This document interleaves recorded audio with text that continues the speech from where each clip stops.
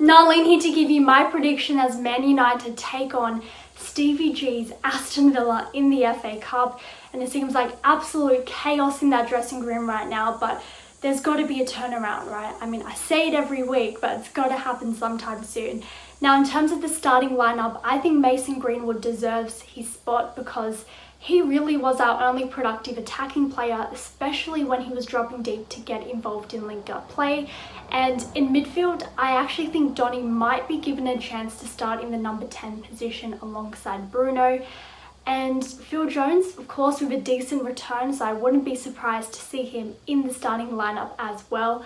Now, the only positive takeaway from Rangnick's reign so far is we're conceding less, but that also means we're scoring less. And I'm not feeling confident whatsoever, especially when you see other Premier League sides drop out of the competition. But I'm going to predict a late 1-0 win for United. Last time at Old Trafford, we played Wolves and we lost 1-0. It was an abysmal performance. Hopefully the players have got a reaction and kick up the arse and they play better like they did. We're up against an Aston Villa side who under Steven Gerrard are playing all right. We lost to Villa earlier on in the season, so hopefully we can rectify it. We can't afford another early cup upset. We already went out of the League Cup early against West Ham, and also we've still got the Champions League to play for, which is going to be tricky. I love the FA Cup. I really want us to win it, just like back under Louis van Gaal's reign. Yeah, so my score prediction for the game, I'm going to go 2-1 Manchester United. Make sure you like, share and subscribe to Stretford Paddock. And as always, come on United. Back again for another prediction on Villa on today.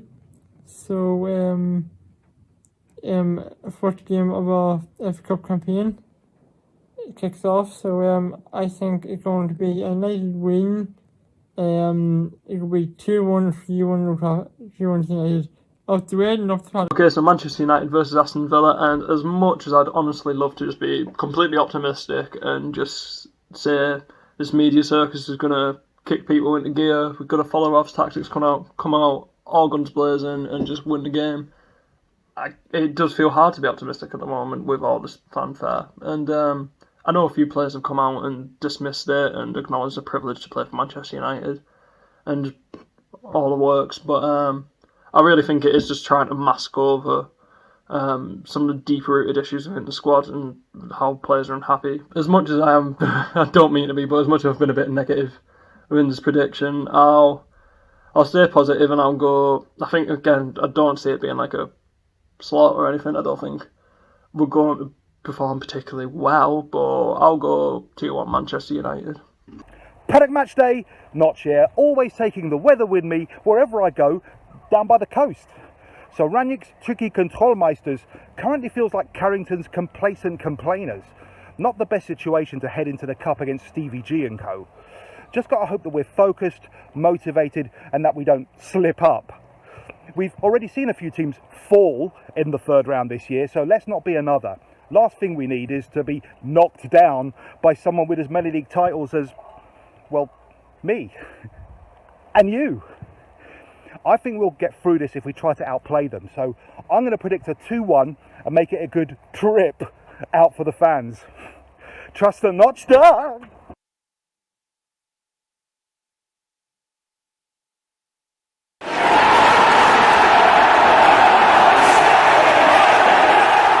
Hello, welcome to Stretford Paddock. This is the Watchalong for Manchester United against Aston Villa in the FA Cup third round.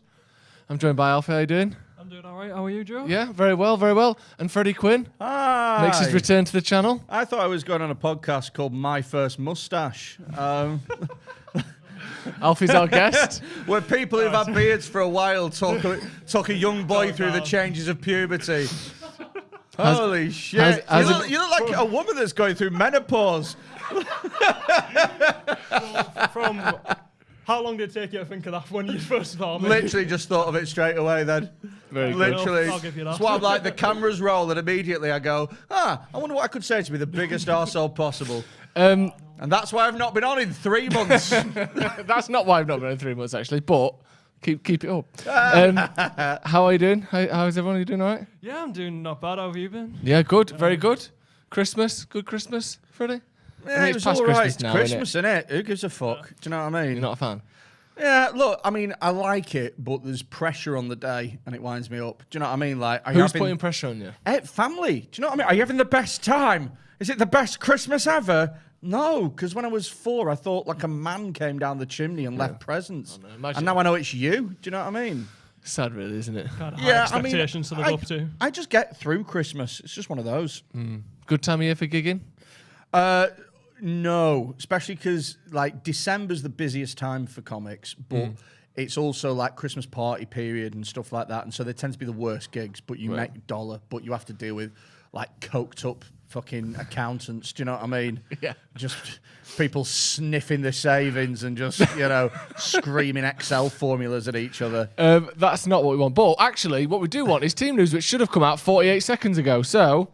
Here's Manchester United's team to face Aston Villa. It is David De Gea, Victor Lindelof, and this is just in number order. We'll go through, position order after that. Lindelof, Rashford, Greenwood, Fred, Fernandes, Varane, Dalot, Cavani, Shaw, and McTominay. Let me try and work that into some sort of, understood formation. Well, it's going to be a 4-2-2-2 again, isn't it? It looks like it, yeah. So we've got De Gea, unless you can remember all of them. So it'll be De Gea, Dalot right back. Yes. Maguire, fucking Lindelof and Varane in the middle. Yeah. Shaw the left, and then McFred in the middle. There we go. And then it'll probably be Fernandes and Greenwood, and then Rashford and Cavani.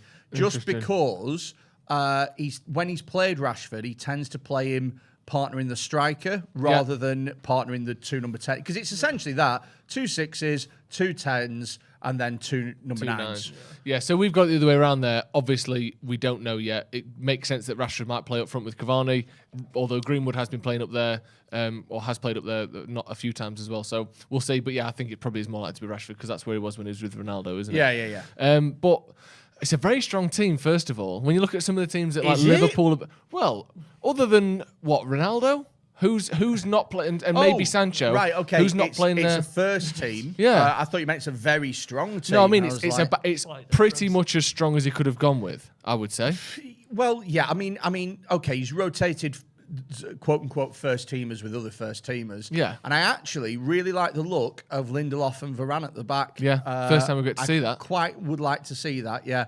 McFred, again, what more do you want to say about that partnership? Yeah. It's not worked under 3 managers now. Yeah. And occasionally, against a team like City, who have 80% possession against us, they look really good. But the minute that we have more than 50%, then the flow of neither of them being able to pass a ball 5 yards tends to get exposed. Yeah. Rashford, I think, is... I'm absolutely shocked that he's in the team, quite frankly, because I think his form this season has been diabolical. And I'd much rather... I'll be honest, I'd much rather have seen Anthony Elanga.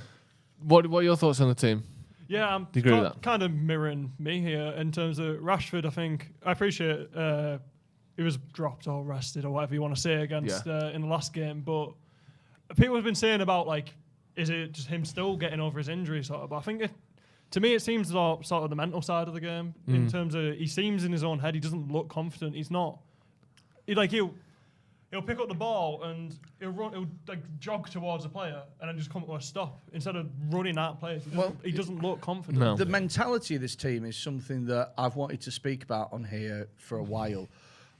Because if you look at great United teams in the past, they've always had players that would run through brick walls to get a result for the team. You look at your players like Vidic and Keane and Gary Neville and Rooney, and do you know what? To a lesser extent, people like Park Ji-sung, who would Fletcher, Evra, even Rio, I think, was somebody who would give above and beyond. And then you look at the teams in the Premier League nowadays, your Liverpools, they've got your likes of Robertson and Henderson and even Milner. And some of them more luxury players where you think they wouldn't, but Salah plays like his life depends on it. Like it's, Chelsea have Kovacic and Kante and even Rudiger, I think, Mount as well. Mount.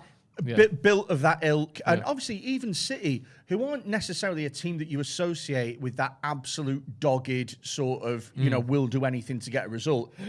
Even they've got the likes of Kyle Walker, they had Fernandinho for years, they had Rodri, Gundogan I think is built like that as well. And even like Ruben Diaz I think shows shades, that Zinchenko's another one. Who do United have that is built like that. Now, I know that we look at somebody like Cristiano Ronaldo, but his will to win never comes from that sheer tenacity and perseverance. It always comes not from physically. No, he's more petulant. Yeah. If you know. I mean, who would you say is built like? I think it would be unfair, despite the other criticisms you could say. I think you have to say Fred is like that. Whether he's got the quality for that to mean he's a good player, he definitely would run through a brick wall to win a game. Yeah, I was about to say, like, we do have some players like that, but no one who's got enough. that quality paired with actual quality. The mentality of this squad is very worrying to me, because all the reports that we've seen, the players are unhappy because they've come home and it's dark. Fuck me. They've got to run about in training. I do apologise for the players feel undervalued. Oh, really? Well, there was me thinking paying 200 grand a week was us showing you our appreciation, but evidently you want me to suck your dick as well now. The thing is, up to 17 players at Manchester United are unhappy. Do you know what? They should all fucking be unhappy. Every single one of them, because this is a team that everyone talked about as having the potential to go on and win the league, and we are fucking 7th. Every single one of them should wake up in the morning, look at themselves in the mirror and go, I'm a piece of shit. But what it's about is, it's not about being happy or unhappy. Yeah. They should all be unhappy, but what matters is what you do with that. Do you go into training every day and work harder to be the best? Do you give everything that you can on the pitch? Or do you bitch and moan to your agent and start following clubs on social media? And we've got way too many of the latter and way too few of the former. Yeah. And that's what the problem is. Yeah, definitely. I think when Rangnick's basically said it, which I think most people are pretty happy with him coming out and saying they need to do more in training. We are telling them to do this and they're not doing it, basically, which is an admission. Obviously, he's not going after individual players, but he's admitting, I'm saying something and we're not seeing it. They need to stop pressing or it's not going to work. Do you remember when Felix Magath was the Fulham manager at Fulham, ex-Bayern Munich manager of Fulham? He was a famous disciplinarian, right? And he was obsessed with fitness, and he'd get the Fulham players to do ridiculous fucking fitness drills, and they all fucking hated him, right? Yeah. And one match, they got beaten heavily by somebody, I can't remember who, and he drove them straight back to the training pitch. And they were like, oh, fucking hell, he's going to make us fucking run for 2 hours or whatever. And he put them all on the pitch in their positions and gave them a ball. And they went, well, what do you want us to do? He goes, we're just going to stand here. And they went, well, why are we standing here? And he said, well, you didn't want to run during the match, so you're not going to run now. And they stood there for 90 minutes. Fucking hell. Stood there. That's good, isn't it? I fucking love it. Yeah. I fucking love it. But the thing is, though, he got sacked. This is the problem. I love that. I'm sure everyone watching at home thinks, great. Sometimes people need a wake-up call, a reality check. You've got to put the work in. But they know, every single one of those players knows, if they play badly enough for long enough, it's him that goes, not them. And I mean, regardless of how they play, he's going upstairs in 6 months. Do you know what's mental as well now? Is you look at all the massive big money signings that all clubs made a few years ago. You look at United buying Pogba, you look at Neymar and Mbappe and players like that. Yeah. All running down their contracts, looking to leave on a free, and then hoping that the club shits themselves and goes, oh my God, we don't want 90 million walking out the door. Yeah. They're talking about offering Pogba 500 grand a week. What the fuck has he done to earn 500 grand a week? I don't even know if I believe that, to be honest, because that's, even for United, stupid. Like they did it with De Gea, didn't they? Yeah, but the difference is Pogba's missed 80 games in the last 5 years in the league. Yeah, that's over 2 full seasons of the 6 years. Sorry, that he's been here. Over 2 full seasons that he's been out injured. Like De Gea, at least when we gave him that contract, was you could make the argument he's the best keeper in the world. Yeah. Never missed a game. Had been there winning titles. He was one of the few people that still had that mentality of, I know what it's like to win a Premier League. Yeah. Pogba hasn't got any of that. Yeah. But so to me, I can't imagine we're that stupid to do that. But the thing is, though, all right, let's say he turns around and says, I want 400 grand a week to stay here, right? Yeah. I'm out the door. So but I don't know what would you do with him? I mean, Pogba's not really, he's an example maybe, but let's look at someone who's in and around this squad. Cavani's one where I think when he's playing, no one doubts his dedication, is, like you said, the tenacity, that, elite level finisher, elite level positionally, elite level energy, all that stuff.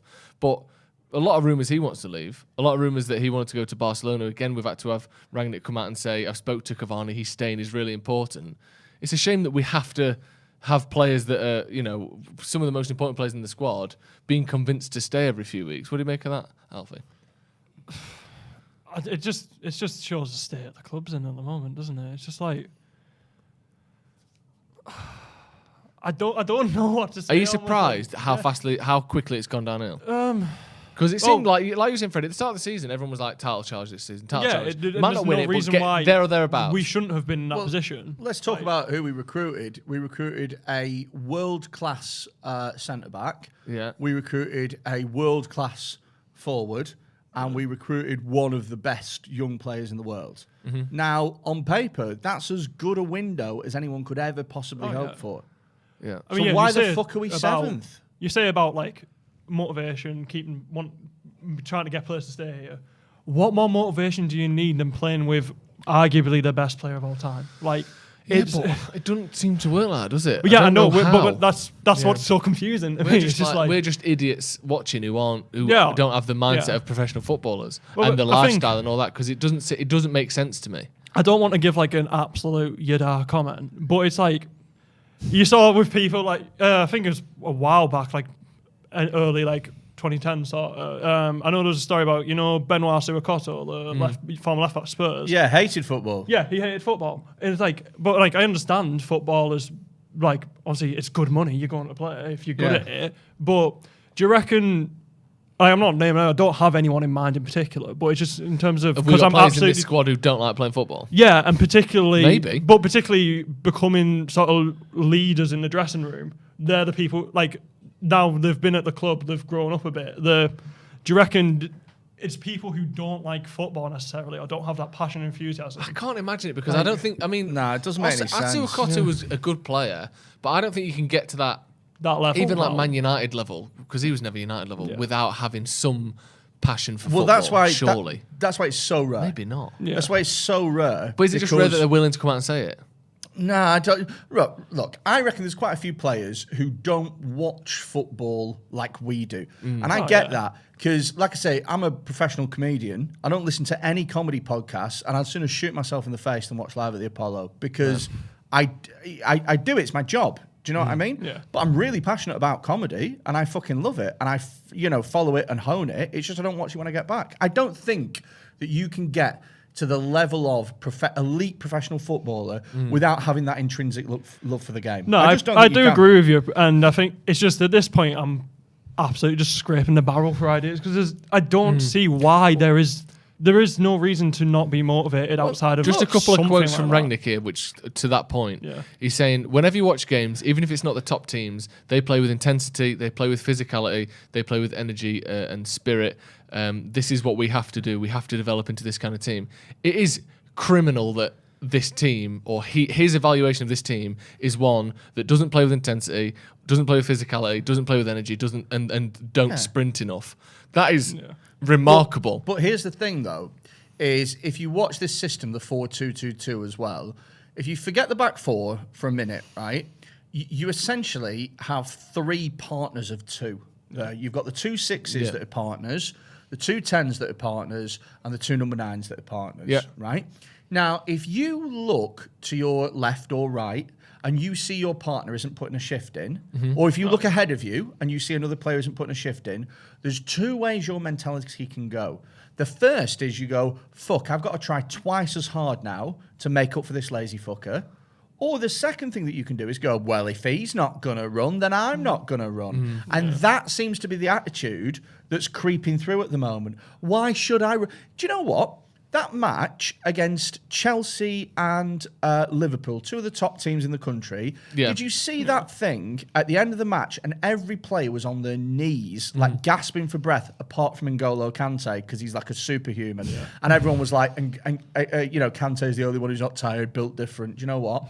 It made me think, when was the last time you watched any United match and they were all knackered at full time? The one I can, not all, I can't think of all. I remember Ronaldo being knackered after the One of the home 45, isn't Champions League he? games where he was like sprinting around like Villarreal at home, maybe. Yes, where he was like 90th sprinting back, minute. and he came off at like the 93rd minute or something, and you could tell he was fucked. I mean, Yeah. the only But I time can't remember the last time the whole team had put in such a shift where you go, they're fucked, and it's not because they're unfit, it's because they've just put in What do you an think, elite guys? Let us know in the performance. comments. When Yeah. was the last time you saw a United team leave the pitch the same way that Chelsea and Liverpool left the pitch, where the players were hands on their knees, gasping for breath? I can't remember. No. It must. I mean, probably it's happened. We have had good games and good wins against big teams over the last couple of seasons. So maybe, maybe some of the City games or the PSG games that we've won. But even those games, you wouldn't exactly say we were but- outworking necessarily. No. We were bar maybe like the odd games that Fred or McTominay has where they are actually good and they're proper putting a shift in. You wouldn't say we're necessarily outworking teams. We've just, I mean, counter-attack football obviously takes work, but it's normally you're putting in a quick burst of energy, you're getting behind when the opportunity presents itself. Kiki rather than, Kikison says the Champions League final versus Barca. Was that 2011? I think most United players were like that after about 14 minutes in that game, let alone after 90, when everyone just realised that they couldn't do anything against him. People talking a long time ago. Rashford against Celta Vigo at home, but again, it's that one player. And he played about five It's facts, games though, in like innit? 2 weeks of that It's one facts. as well. So it was just And not that fucked you have to be like anyway. that after every game. No, because there's some teams, like for example City, you wouldn't see City doing that very often because they're a possession-based team. Yeah. However, they're also fucking 8 points clear or whatever. And to be so fair- whatever they're doing is working for them. To be fair with City, also like they don't work as hard in terms of like pressing and like in terms of like a system like Chelsea or Liverpool does. But they work very hard to maintain the formation. They're always making sure they're in position. They're always like covering ground to make sure there's no gaps. There's no like it's not like they're just standing about leaving gaps. Just No, low they're intensity. incredibly disciplined, aren't they? I'll tell you what, Aston Villa are going to outwork us today. Oh, 100%. I've not even seen this team, but Okay. I can guarantee you that if you got up the running fucking metrics at the end of this at the end of the game and who's run more and which players have run the most, I can guarantee you it will be Villa. Here is the team. It's Martinez, Cash, Concert, Mings, Target, McGinn, Douglas Luiz, Ramsey, Buendia, Ings, and Watkins. Some good players in there. Full strength team, obviously. Not that you would expect them not God, to. Coutinho's not on. Coutinho, God. is he on the bench? I don't He's- No, I mean he Is only he came even- over yesterday. Yeah, He's like, not on the that bench. was- I didn't know if they would just do one of them risky, give him 10 minutes. Oh, ones. mate, could you Would- imagine 90th He'd definitely come minute on and winner score. Coutinho and 'Cause he'd Gerrard just- running just down be the... typical. Oh, Jesus. Yeah, that's the worry. Let's talk a bit about the whole Gerrard situation.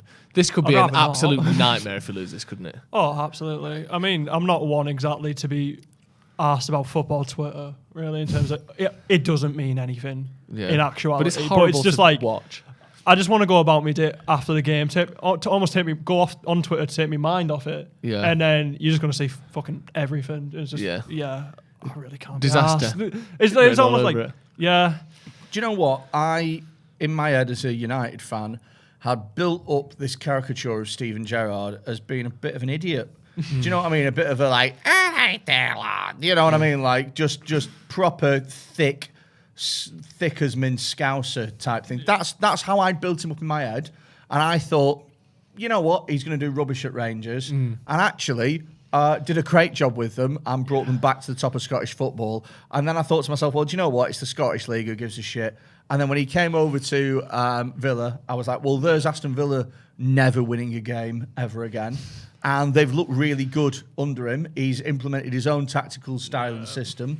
And as much as I cannot stress this enough, really do not like Steven Gerrard, having never met him, just knowing that I don't like him, he appears to have done quite in my head, it's like Hitler, Joseph Fritzl, Stevie G. In fact... And that's in no particular order. Yeah, he might be number 2, Stevie G. Yeah. Legit. Like, Fritzl had a great cellar. Like, that house looked great builder. Yeah. There's redeeming qualities. But, look, at the end of the day, he's doing really well. He's doing a great job. Yeah. The Coutinho thing, holy shit on a stick. That could be, I mean, don't get me wrong, it could be the fucking James Rodriguez. I think, I think it'll be a great one. Do you? Probably. Yeah. I think that's got stupidity written all over it. It just seems like it's like he doesn't want to be there. He's doing it as a favour to his mate, who's a manager. When you say he doesn't want to be there, there's the option to buy at the end of the season for 30 mil. Yeah, but that's not necessarily him that's done that. I mean, obviously he had to have agreed to it, but I don't. Do you think if you said 5 years ago to Felipe Coutinho when he was just moving to Barcelona for 120 million quid, in 5 years you'll be playing for Aston Villa? He would have gone, my career's gone. Yeah, but if you had said 5 years ago to Samuel Umtiti, hey, guess what? Just after winning the World Cup, you're going to be like, every time you fucking train, all the Barcelona fans are going to boo you. Yeah. No, but what I'm saying is that's another career that hasn't gone in the direction they would have wanted to. Here's the thing. It is a gamble, right? Because the Coutinho of 4 years ago, when he was at Liverpool, is a special player. He's a quote-unquote world-class player, right? Now, at Barcelona and at Bayern Munich, he hasn't managed to pull that off for whatever reason, right? Going back to Aston Villa, if Aston Villa get even half the player that was at Liverpool, he'll be their best player.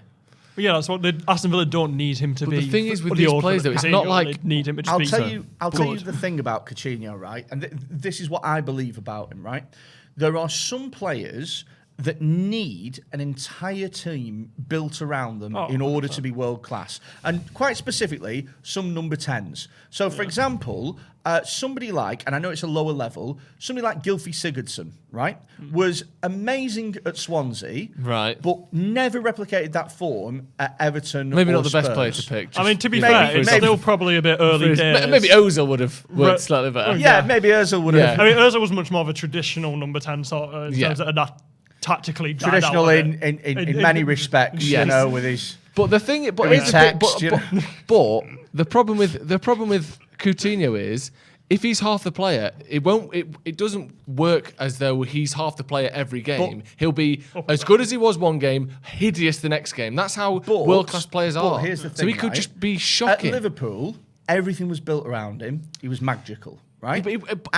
I don't know if he was that good. He was great. I thought he was good, but I never thought no one thought he was worth 120 million quid when Well, no, because that was just one of the stupidest transfers. I was going to say, let's be fair. Barcelona don't spunk money at nothing, do they? I mean, that's never happened. Let's be fair. They've never spent 100 million on someone who wasn't shit. 40 million for Paulinho. Yeah, 700 grand a week for Griezmann. Not that he was shit, but you know. But yeah, look, he was a great player. Okay, let's not.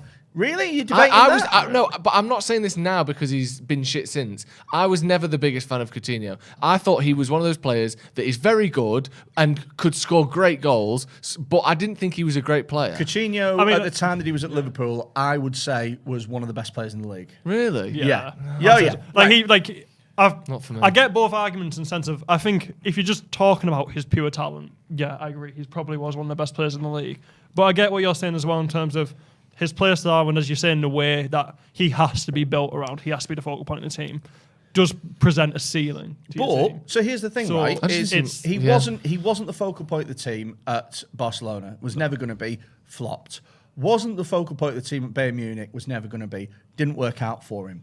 Now, at Villa, he is going to be the focal point of the team, and there is a giant Jack Grealish-sized hole that he can literally slip into. It's not like they have to reinvent the wheel to fit him in. They've already been playing in a way where, because at Villa with Grealish, everything went through Grealish. Yeah.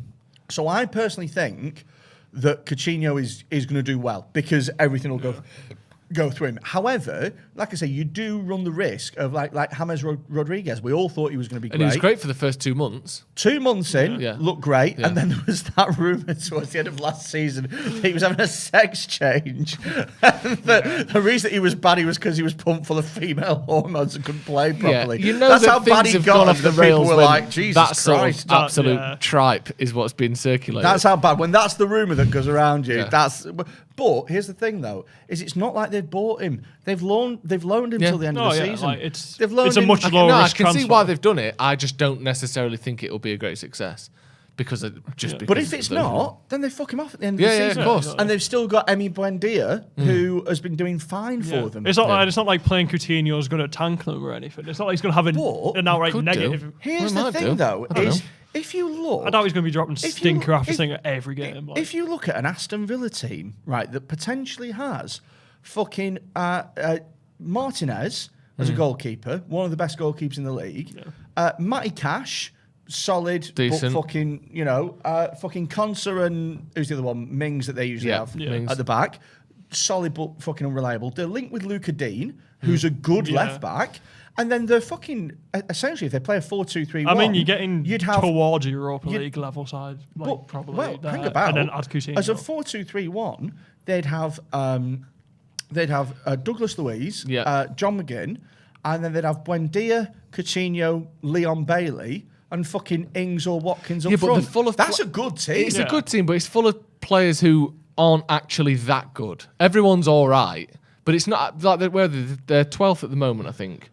To me, that's a top, maybe 10th best team in the league. What? Like Leicester's better, United, Tottenham, West Ham, Arsenal, Liverpool, Chelsea, City. If you get them playing right. All right, so I think that team on paper is better than Spurs. No. All right, okay, so who's a better goalkeeper? Martinez. Okay, yeah, but maybe how many points does that get you over a season? What, sorry? Okay, yeah, all right, yeah, maybe he is. But I wouldn't say that he's definitely better than Lloris. If you pick those two back fours, I don't think there's much between them. Do you? Probably, it's negligible. It's negligible. Anyway, okay, centre mids, McGinn and fucking Luiz versus Tanguy Ndombele. He don't play for Tottenham anymore. He's leaving. Harry Winks. Yeah. I don't know, I'd have that. I'd have Coutinho. And the only one I don't think... better than, I would say... Lo Celso, shit. I don't know. Oh, anyway. Mate, speak to any Spurs fans about Lo Celso. They hate him. And played for PSG, it was quality, but it's clearly not translated to England. Højbjerg's better than Luiz or McGinn, I would say. No, mate. All right, then, why are Tottenham doing well and why are Aston Villa shit? Well, because you've just got a better team. Why are they better? So I would say Antonio Conte is an incredible manager. Yeah, but I would also say that the reason that Dean Smith got sacked is because they were performing below expectations. Yeah. I think if you have a full-strength Aston Villa team and a full-strength Tottenham team at a neutral stadium right now, I don't think that you make Tottenham heavy favourites for that. I think Conte, the Conte factor leans it slightly in their favour. But of course it does. They've been one of the best teams in the league for the last month. Yeah, but Tottenham are good. I know they're not that good, but Villa aren't winning week in, week out. Anyway, let's talk a bit more about Man United because we're talking about Tottenham more than we're talking about United in a minute. Varane and Lindelof, I want to talk about. We briefly mentioned it before. Could that be the partnership going forward? Do you think? I think Varane's been our. Not Varane. Because Varane's barely played. Lindelof's been our best centre back this season.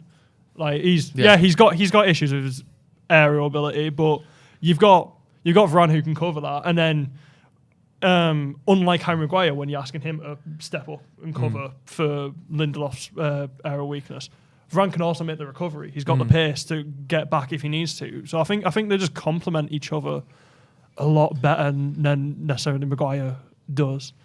You think? And also, again, obviously with Maguire's form currently, it's just Maguire's just been so bad that I can't. You absolutely cannot justify playing it. No. What do you think? Them two?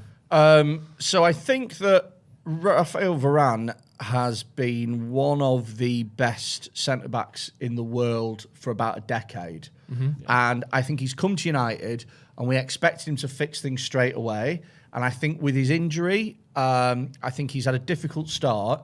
But that man has pedigree. He's superb. I think with regards to who we pair him with, I think it's much of a muchness, quite frankly. I think Harry Maguire's form... I was saying this to you before. At the Euros, I thought that was the transitional moment for Harry Maguire where he turned into a potentially top-class elite defender because he was immense. Yeah. It felt like it, didn't it? And ever since then, he's been calamitous. I'd go as far as to say one of the worst, if not the worst, centre-back in the league. He's been so bad, right? Yeah. On the other hand, you have Eric Bailly, right? Who... Loads of fun. He's loads of fun, but Eric Bailly is kind of like driving home and you're 2 hours away from your house and you drink 4 cans of Red Bull and just down a pack of Pro Plus or whatever. It's going to be a fun drive, but you're going to shit yourself along the way. Yeah. And that's literally what Eric Bailly is. He's such a fun defender to watch, providing that he's not on your team. Because the only issue with him is just he's injury prone because he's like that's the only issue with Eric Bailly. Well, no, but in terms of like if you could have him then as a squad player, because you could rely on him being fit, you could bring him in when you need to. He's going. You can rely on a game like. For a couple games, if you need him, he's going to be. I've never known a player go from like, oh my god, that was the best thing I've ever seen, to what the literal fuck are you doing? Yeah, I don't think he instills like calmness and. That's not necessarily. He's so unpredictable. But I think when you pair it against, it'd be a good laugh if he played for Everton. It'd be a good laugh because we go, hey, he's all right. He's a good laugh. But for United, when consistency and calmness as a centre back is what you need, fuck me. And look. Lindelof's a limited player, right? Yeah. But he's good on the ball. He's not the slowest. It's just you can bully the shit out of him in the air. He's the best we got for the time being. To the people in the comments saying that Maguire's not in the squad because he's injured, I know that. The reason I'm asking about this partnership is because I'm suggesting this might be a springboard for them to keep this partnership even if Maguire's fit. Yeah. I mean, you've got to reward form at this point. Yeah. Like, I mean, it should have been done a long time ago, really. And but also, there's absolutely no. Again, as I said, there's no. But he's not. Maguire's not justified. He's not rewarding form. Though, not now at the moment because if people are out. If he was rewarding form, then Rashford wouldn't be anywhere near this team. We got dropped for the last game. Does that not For not long enough? Game? Well, that's what I'm asking. No, heaven forbid. No. He's been so bad this season that you go, all right, mate, you're at the bottom of the pecking order now. You have to work your way back in training, and you have to wait for other people to fuck up. You think? One game? Oh, mate. Sorry, I think he just needs more respite anyway from being on the team because, I mean, again, people will have different opinions and we don't know. I don't know Marcus. But, like, to me, it seems like it's a mental aspect with him now. It's been long enough for him to get over his injuries. Like, I know players in general carry great. Okay, well, if it's a mental thing, well, yeah, I'm saying like he needs more time. Then I think he needs. Fuck off and see a sports psychologist, and we'll get someone else in the meantime. Because I'm not. I know that nowadays it's like, oh, well, it's mental, and so therefore we should all pussyfoot around it and be really nice. Look, if it's mental, fair enough, but you're not playing in the meantime. Oh yeah, I agree. I don't think you should be playing. I honestly would have rather have seen Greenwood up front. And either Amad Diallo, who I think is brilliant, or Elanga, or Donny van der Beek as a number 10. Or Lingard, to be honest with you. Yeah. I reckon he's probably gone for Rashford and Cavani up front because he's obviously, with everything's going on, Ranić's trying to be like, can you play my system, please? Mm-hmm. And Rashford and Cavani are probably the two best pressing forwards that the team has. They're going to carry out the instructions the best. I think that's probably why he's. Has Rashford been pressing though? Not as effectively as he can do, but I'd still say he's done it better than. But at what point? More than Ronaldo at what point do you stop picking a player just because he can? I agree. It's. But the problem is, like not you said exactly before, if we're talking about dropping players because they've not been good enough, half of these still wouldn't be playing, would they? But you don't have endless alternatives. Well, like Shaw was shocking the other day and was terrible for every game this season except was it the one before last, the Burnley game. You know, Lindelof and Varane, they've both been all right. Dalot, terrible against Villarreal at home, got basically destroyed in that game. Has had some decent games since. McTominay and Fred, both very poor, inconsistent players.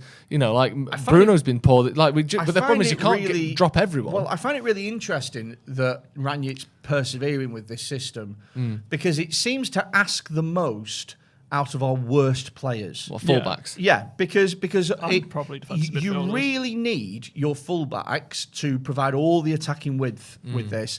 And let's be fair, Aaron Wan-Bissaka is a dreadful attacking fullback. Dreadful.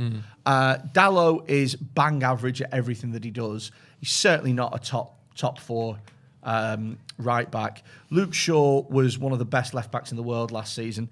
This season has seemed to have reverted back to being just a bit shit. And Bruno Fernandes, who has been our best player for the since he came, can't seem to make this system work for him.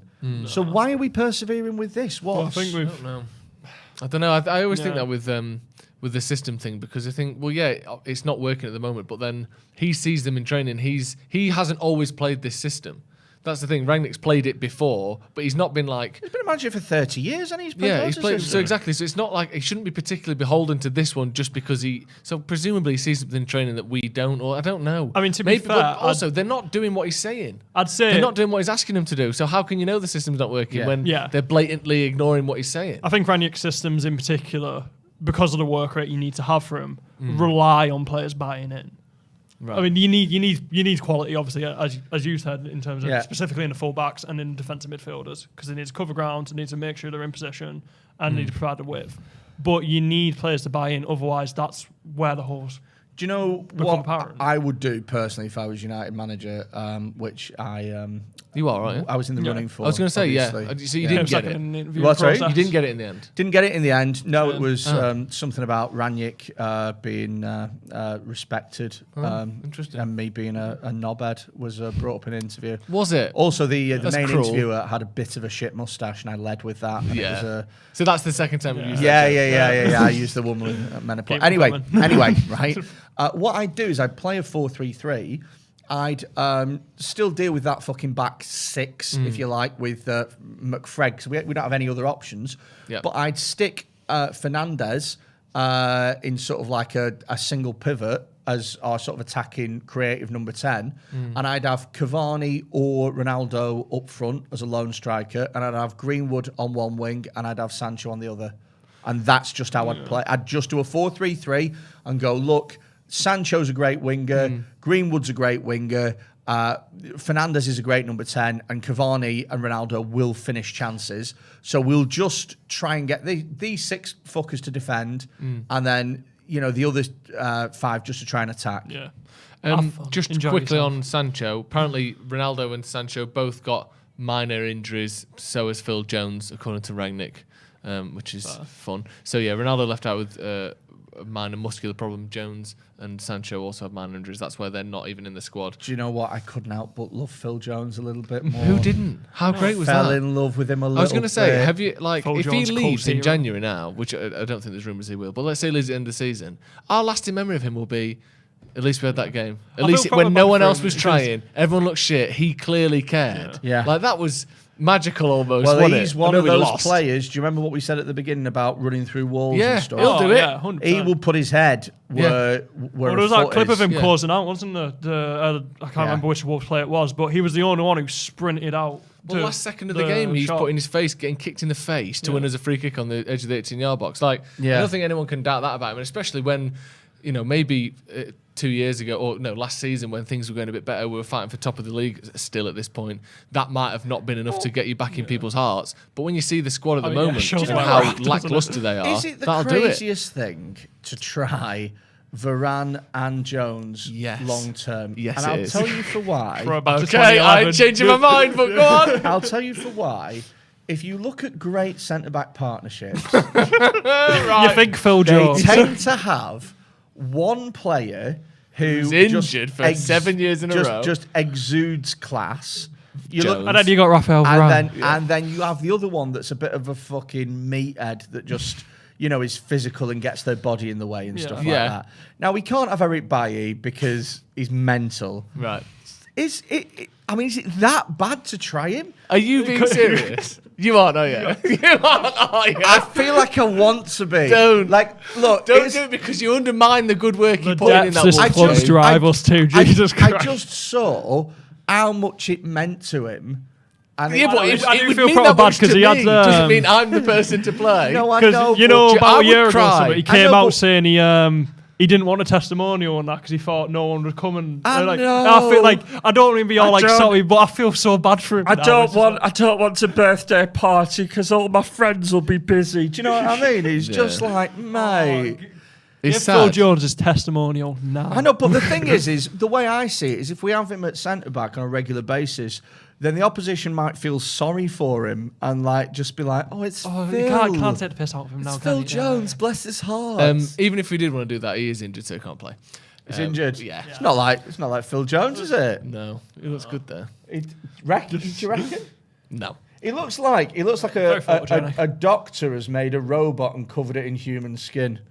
But what lovely skin. Do you know what I mean? Look how smooth it is. No, it's No sort of like spots or leathery anything. and patchy. I wonder what his skincare routine is. Oh, I reckon he just shoves his head into gravel.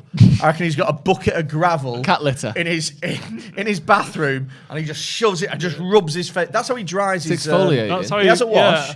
He has a wash like that, puts water on, and then instead of using a soft towel, he uses a bucket of gravel and just fucking like that. Goes for it. Yeah. He wouldn't have any dry skin though. It'd do something.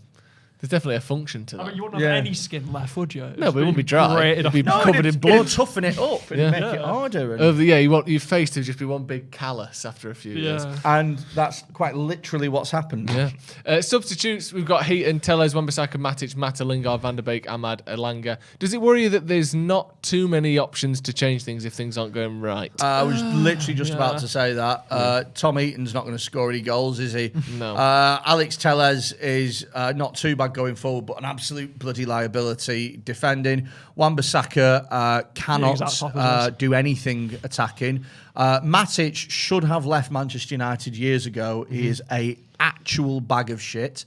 Do you think? He's fucking I think dreadful. He's dreadful.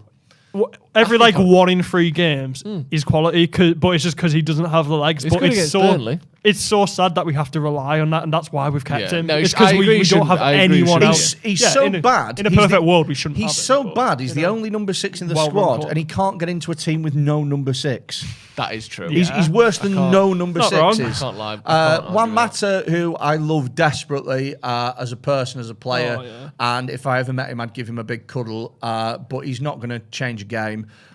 Jesse Lingard, I'm yet to be convinced by. I know that there's people who love Lingard. I mean, he's going, isn't he? Yeah. There's no question that he's leaving the club at the end of the season. Do you know what? Van der Beek's an interesting one because, I know that it's really great on Twitter that everyone's like, why is Van der Beek not playing? But look, this is like another manager that's had a look at him and gone, he's not getting into this team. At what point do we turn around and go, well, we're clearly not seeing something in training that everyone else is? Amad Diallo, I think, is amazing. I really rate him as a player.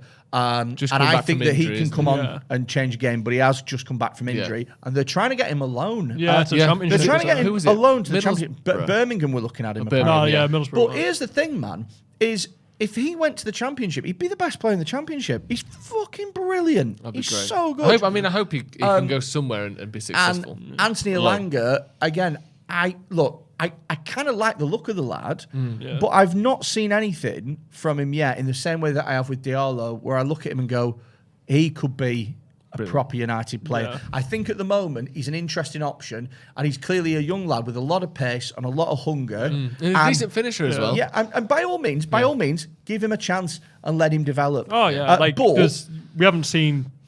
You've probably not given him enough chances to see absolutely everything he can do yet. I don't look at him on the bench, though. You don't look at him on the bench in the same way that you'd look at Cavani on the bench. Not. He's not. You don't want to depend on him for that. I reckon.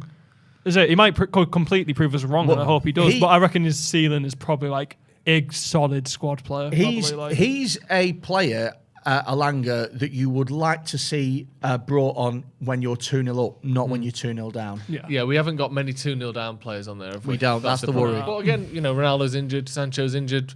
What can you do? You can't buy players that don't exist. But you do realise, though, that without being all doom and gloom and shit, if we lose this game, our season's over. Yeah, well... Yeah, pretty much. Yeah. Not necessarily, though. In what way? Not necessarily. We're going to win the Champions League. Yeah. We lost 4-1 to Watford. We did. We're going to go on and win the Champions League. I'm not saying we're going to. I'm saying it is always technically a chance. possible. Maybe if we get Shit teams have won the Champions League. You are, sorry? Shit teams have won the Champions League. Yeah, but if you look at those teams, like, for example, Porto and shit, they all fucking worked hard for each other. Oh, yeah. This team, as it stands, won't win it. No. I'm thinking future United in a month when we're all great. I mean, though, that this is the last... we're not going to win. This is the team that we talked about. We all talked about at the beginning of the season, potentially challenging for trophies. And it could be the second week of January, and you know what? For the grace of God, Champions League, we're talking about that. If it weren't for Cristiano Ronaldo, we'd have been bottom. Yeah. But we do have him. So hopefully he can. I mean, we do have him, and hopefully he can drag us through against Atletico, and then the next one, and then the next one, and then the next one, then it's the final. Then anything can happen. I don't want to be negative. I absolutely don't want to be. But I think you've got to be realistic with this, and you have to sort of say this is actually really quite a big game for us. Yeah. And I'll tell you what, that fucking knobhead on TV would love Steven Gerrard, by the way. Love to. He'd love nothing more. This means so much to him. Yeah, because he's not expected to win it, and if he does, if he wins either this or next week, then it'll be great, and it'll be. This is essentially it's 2 interviews for his long-term job at Liverpool. Liverpool, pretty much. Yeah. Just go through the Liverpool. Fucking hell, might as well. But go through the Aston Villa team again then. Martinez, Cash, Konsa, Mings, Target, McGinn, Louise, Ramsey, Buendia, Ings and Watkins and their subs for anyone who cares. It's Steer, Sinisalo, House, Sanson. Oh, I'm going to struggle with that one. Irogbunam, Chukwuemeka, Philogene, Bidase, El Ghazi and Archer. Sorry. You sound like you're trying to read the menu at a shawarma takeaway. Yeah, I apologise for anything I got wrong there. But I tried my best, and also, I don't know the name, so I've got to do it that way. Guys, send us your super chats. We've got 15 minutes till kick off. Have we not had any super chats yet? We've had some super chats. Oh, why don't we read some out? Let's read some out then. Okay. What the fuck are you doing, Joe? Well, you were talking. Dave said, yes, Freddie. Who the fuck is that guy? I don't know. Thanks, mate. Yeah. It's nice, isn't it? Yeah. It's just general abuse that I get. Just no, he's been nice. Oh, yeah. Well, it comes from the Have a Word podcast. Okay, go on then. So they got loads of people to tweet me, who the fuck is that guy? And then 2 years later, they became one of the biggest podcasts in the country. And now I get it every day. And so what I do is, if anyone tweets at me, I will find a picture of them online and I will roast them. And yeah. What, people just have a go at you for that from a podcast years ago? No, well, yeah, a podcast episode or a few episodes. Yeah, they tweet as the Conor McGregor gif. Who the fuck is that guy? And you're just sick of it. Well, sorry? You're sick of it now. Well, I mean, I tend to roast people who message back. Like there was one literally a couple of days ago, and it was a bald guy at a wedding photo with him and his missus with blonde hair. And I screenshotted it and I put I know what this is going to be already. He sent us the who the fuck is that guy, and I screenshotted his picture and I put Jay Goody before and after. And yeah. Which is great because 5 words destroyed 2 people. Darren Log says, I literally just logged in as Freddie said, fucking knobhead, and knew exactly who he was talking about. It was Steven Gerrard. So that's good.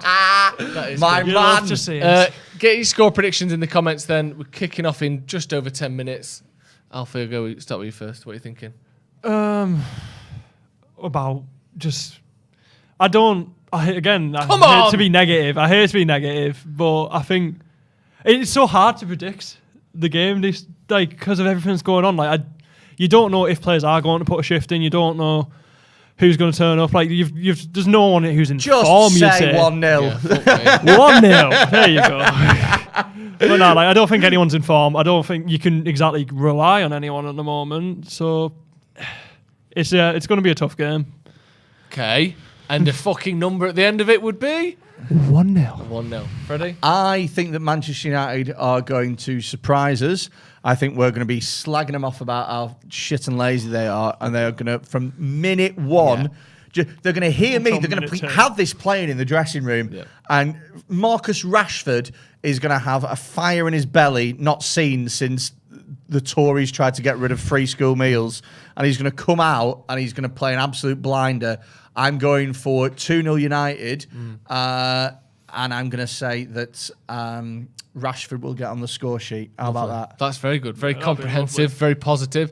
And it's exactly what I think will happen as well. Not necessarily the same Rashford and whoever scores, but I think at some point we're going to see this team look energised and look like they've had a fire lit under them. And he keeps coming out in the press, and Rangnick keeps saying they're not doing what I'm saying, they're not pressing, the energy isn't there, the intensity isn't there. At some point, just for fucking pride, just to make him look like a dickhead, they're going to do it. Do you know what I mean? But you would have thought that would have happened already. You would, but also you look at the amount of training sessions he's had and the COVID stuff and all that. Yeah, I can understand. I can't really understand it, but to give a huge amount of benefit of the doubt, I'm going to say it's starting now. Not that it shouldn't have started already, but I think it will happen at some point. Let's be fair. If they can't get up for a FA Cup game at home, where they have a chance to go against Steven Gerrard, and they've just lost the game before, the game before. If there's not enough motivation in that cocktail for them to work their arses off for 90 minutes, then I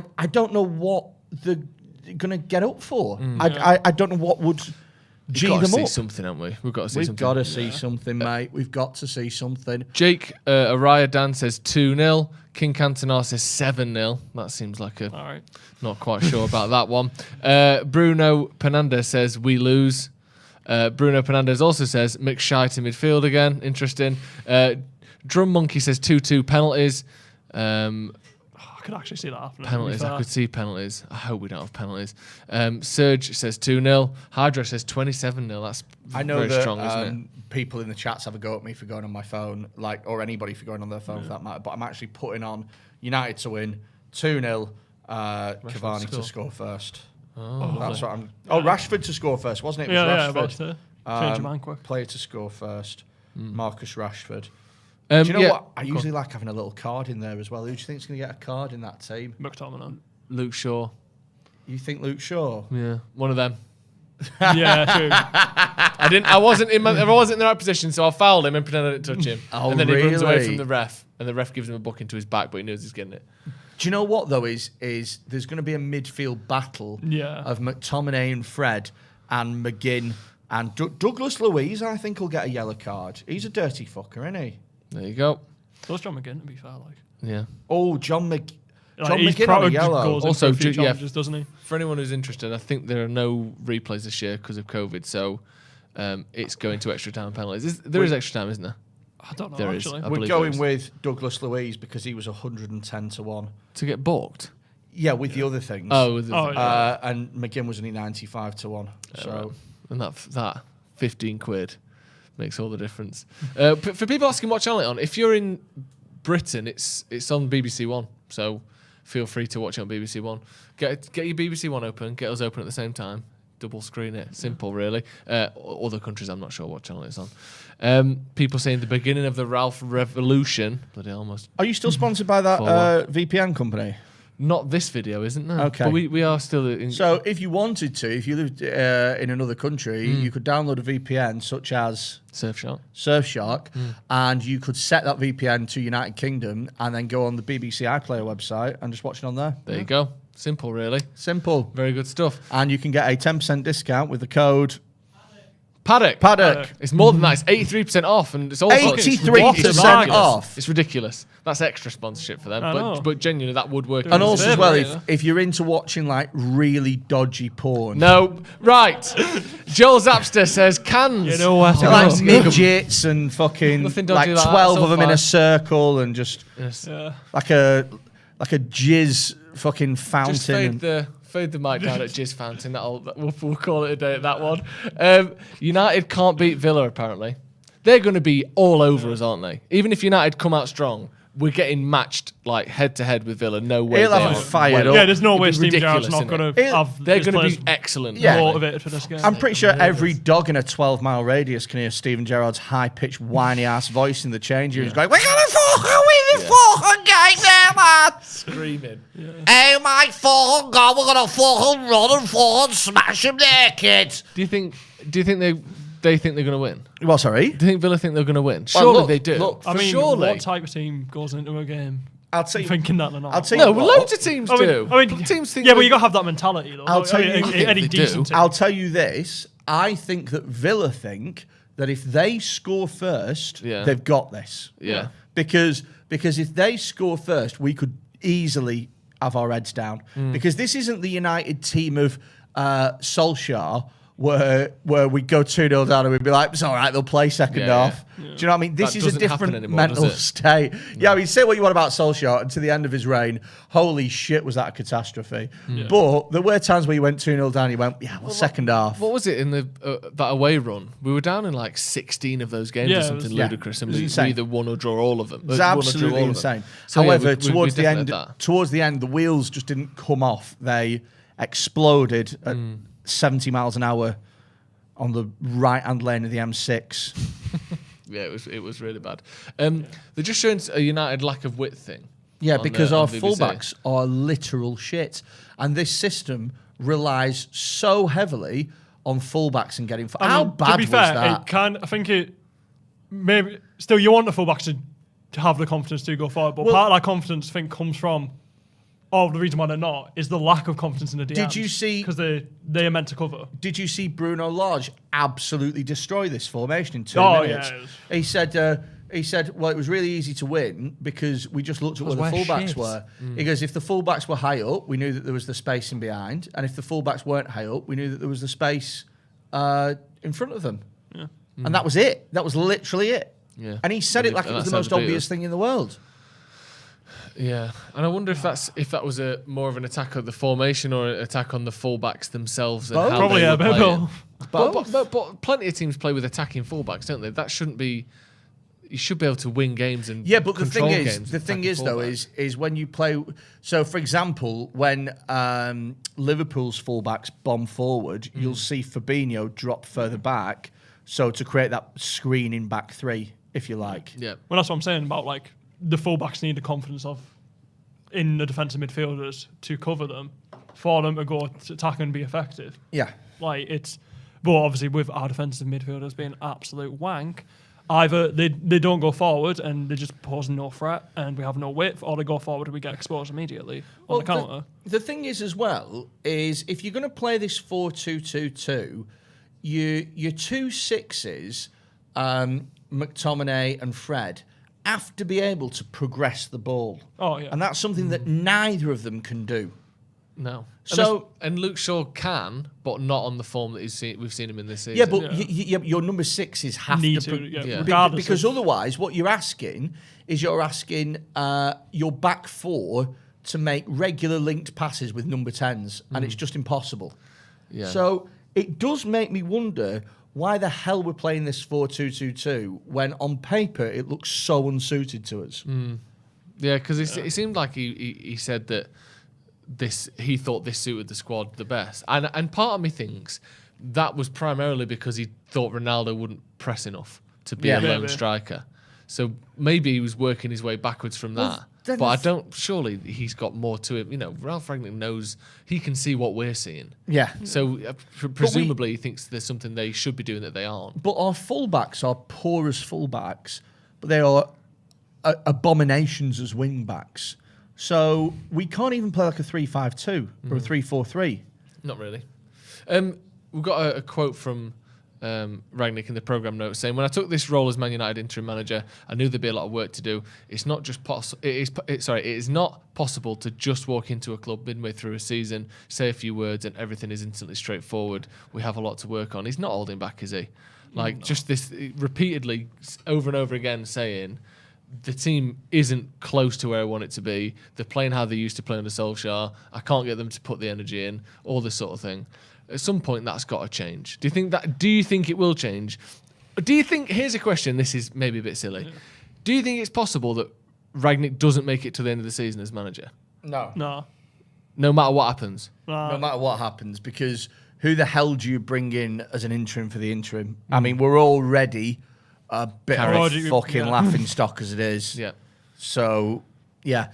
Do you know what's mental as well? Do you know what's absolutely mental? Is that Rangnick looks like he's the guy that's going to be, at the end of the season, pushed to the boardroom, and he'll be one of the guys, maybe the main person, that decides who stays and who leaves for the next 2 years. And these lazy fuckers can't be asked running for that guy. I was thinking that earlier. Maybe they don't care to leave. I saw people saying about Rangnick's only here as manager at least for 6 months. Maybe that's like they're thinking, why should I bother buying into the system? But he's going to be making the decisions up top, or at least influencing them for another 2 years. Like, this is your audition for him. If anything, whether or not we're winning games, whatever, just think, if other players aren't performing or adhering to the tactic, think he's going to be the one who decides whether I stay at this club or not. Yeah. Let me at least put shift in. Let me prove to him why he should want me here. Yeah. Just. Look at that banner there that says standards. Yeah, it's standards with Robson, Keane, and Cantona are on it. Do you know what? Presumably as a honestly, I cannot agree with that. As a nod to the fact that it's what we were the talking effort, about. the energy, the work rate, the willingness to run through walls, all that sort of stuff. Do you know That's what? The aimed thing at is, the players, isn't it? The thing is teams survive off work rate. They win games off work rate alone. Yeah. Because look, at the end of the day, I can take it when United get beat because they didn't play well. I can take it when they got beat because they got beat by a better team. I can take it when they got beat because the luck didn't go their way. But it's sickening to get beat by a team that just tried harder. Yeah. Sprinted more, wanted the ball more. Yeah. Yeah. You should never be completely outworked by another team. Never. No, absolutely not. Don't get me wrong. There's exceptions where, for example, you've had a crazy fixture list and you've played 50 games this season and your opponent's played half of that.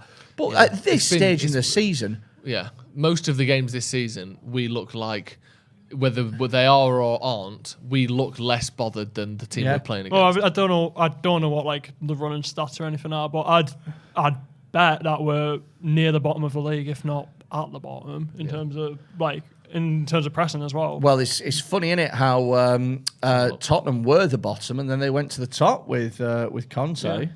Yeah. I think I've got the stats here. It's think like, do you think it's obviously a personnel issue, isn't it? Like in terms of, because it is possible to implement that system. Yeah. In that time, at least to a degree, and Ranić. Everyone knows what Ranić wants. It's very clear what his philosophy is. It's not like there's anything being lost in translation, really. But it's just the players seemingly can't be fucking arsed. It's the mentality of the players, though, because at the end of the day, it was like we were saying before, there's two different ways you can look at someone else not running. You can either go, well, I've got to try twice as hard, or you can go, well, if he's not running, then I'm not running. Yeah. And if you look at fucking Tanguy and Ndombele for Spurs, it's hardly like he tears up trees with his running, but other players around him make up for that. Oh, yeah. Whereas with us, we've got players who just will not run, can't run, won't run. Yeah. And what a TV series that'd be. Featuring Oscar Pistorius and Stephen Hawking. Can't run, won't run. Which one of the two is? Well, yeah, they're both for different reasons, famously. Right, the game is just about to kick off, and Bruno is captain for anyone who doesn't know. That's interesting, isn't it? Do you know what? Although who else I would think it be in that Bruno.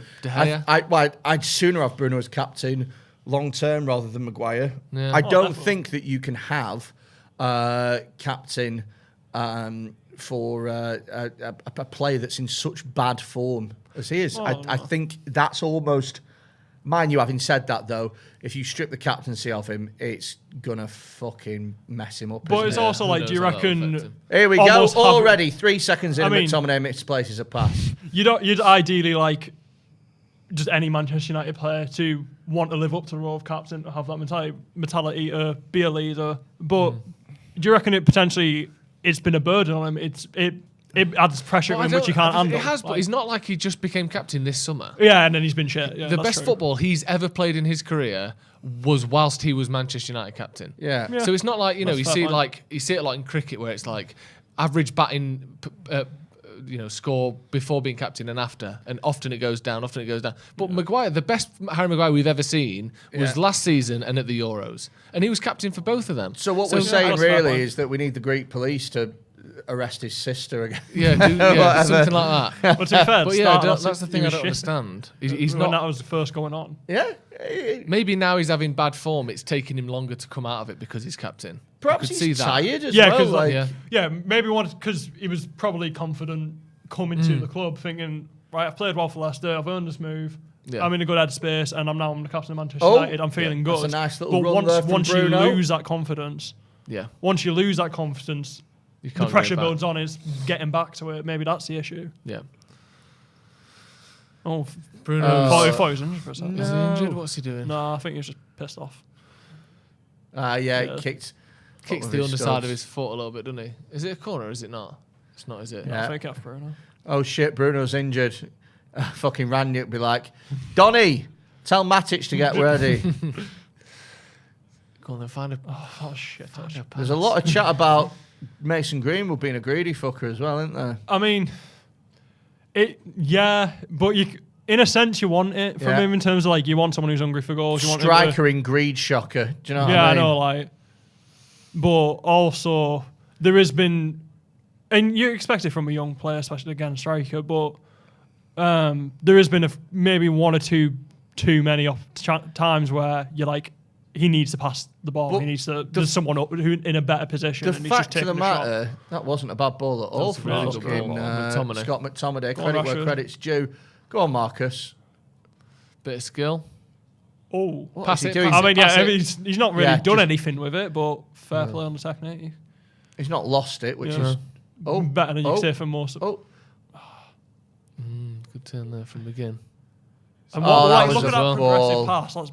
That's what you need from those two midfielders. Go on, Varane, sort him out. Fuck him up, Varane. Fuck him up. Ollie Watkins. It's Ollie Watkins. To be fair, Varane's done an absolute belt. Varane's fucking nailed that there, Annie, to be fair. I mean, he should be as well, but nevertheless, just held him up and just took the ball off him. Yeah, great pass that through from McGinn, wasn't it? Yeah, well, that's what you want to be seeing from. That's what you need from those two centre mids in Ranić's system. You need them to pick up the ball, quickly turn, just not high it forward in like a long ball in terms of like just kick it up and up. But it's so easy to bypass. Utilise the runners. So many players in this system, innit? Yeah. A couple of 1-2s and you just. What's up with McTominay? Oh, come on, McTominay! What a ball that was! Never mind. Unlucky. Go on, Fred, lads. Go on, Bruno. It's too obvious that one. Yeah. Oh, missed that. Advantage. Bit better, but again, there's plenty of time on the ball, straight through the midfield there. And they're just walking through us. Yeah. Like Fred and McTominay are there, jogging back into position. I don't know what's up with McTominay. Maybe he's. McTominay, fair enough if he's just hurt himself. But Fred, he's fair enough. He pressed well, won the ball. Oh, that's never coming off in a million years. Go on, Rashford. Yeah. What was that then? Didn't even sprint that down. That's what I mean. He just doesn't seem like. It's only 4 minutes in, Marcus. For fuck's sake, mate. Fair enough. Well done to Fred there. He pressed forward well. I mean, he pressured the Aston Villa midfielder, but then as soon as the ball's been passed around him, after, a few seconds later, he's jogging back. You need those Rashford again. He's just two centre mids to be the hardest workers on the pitch. Cross.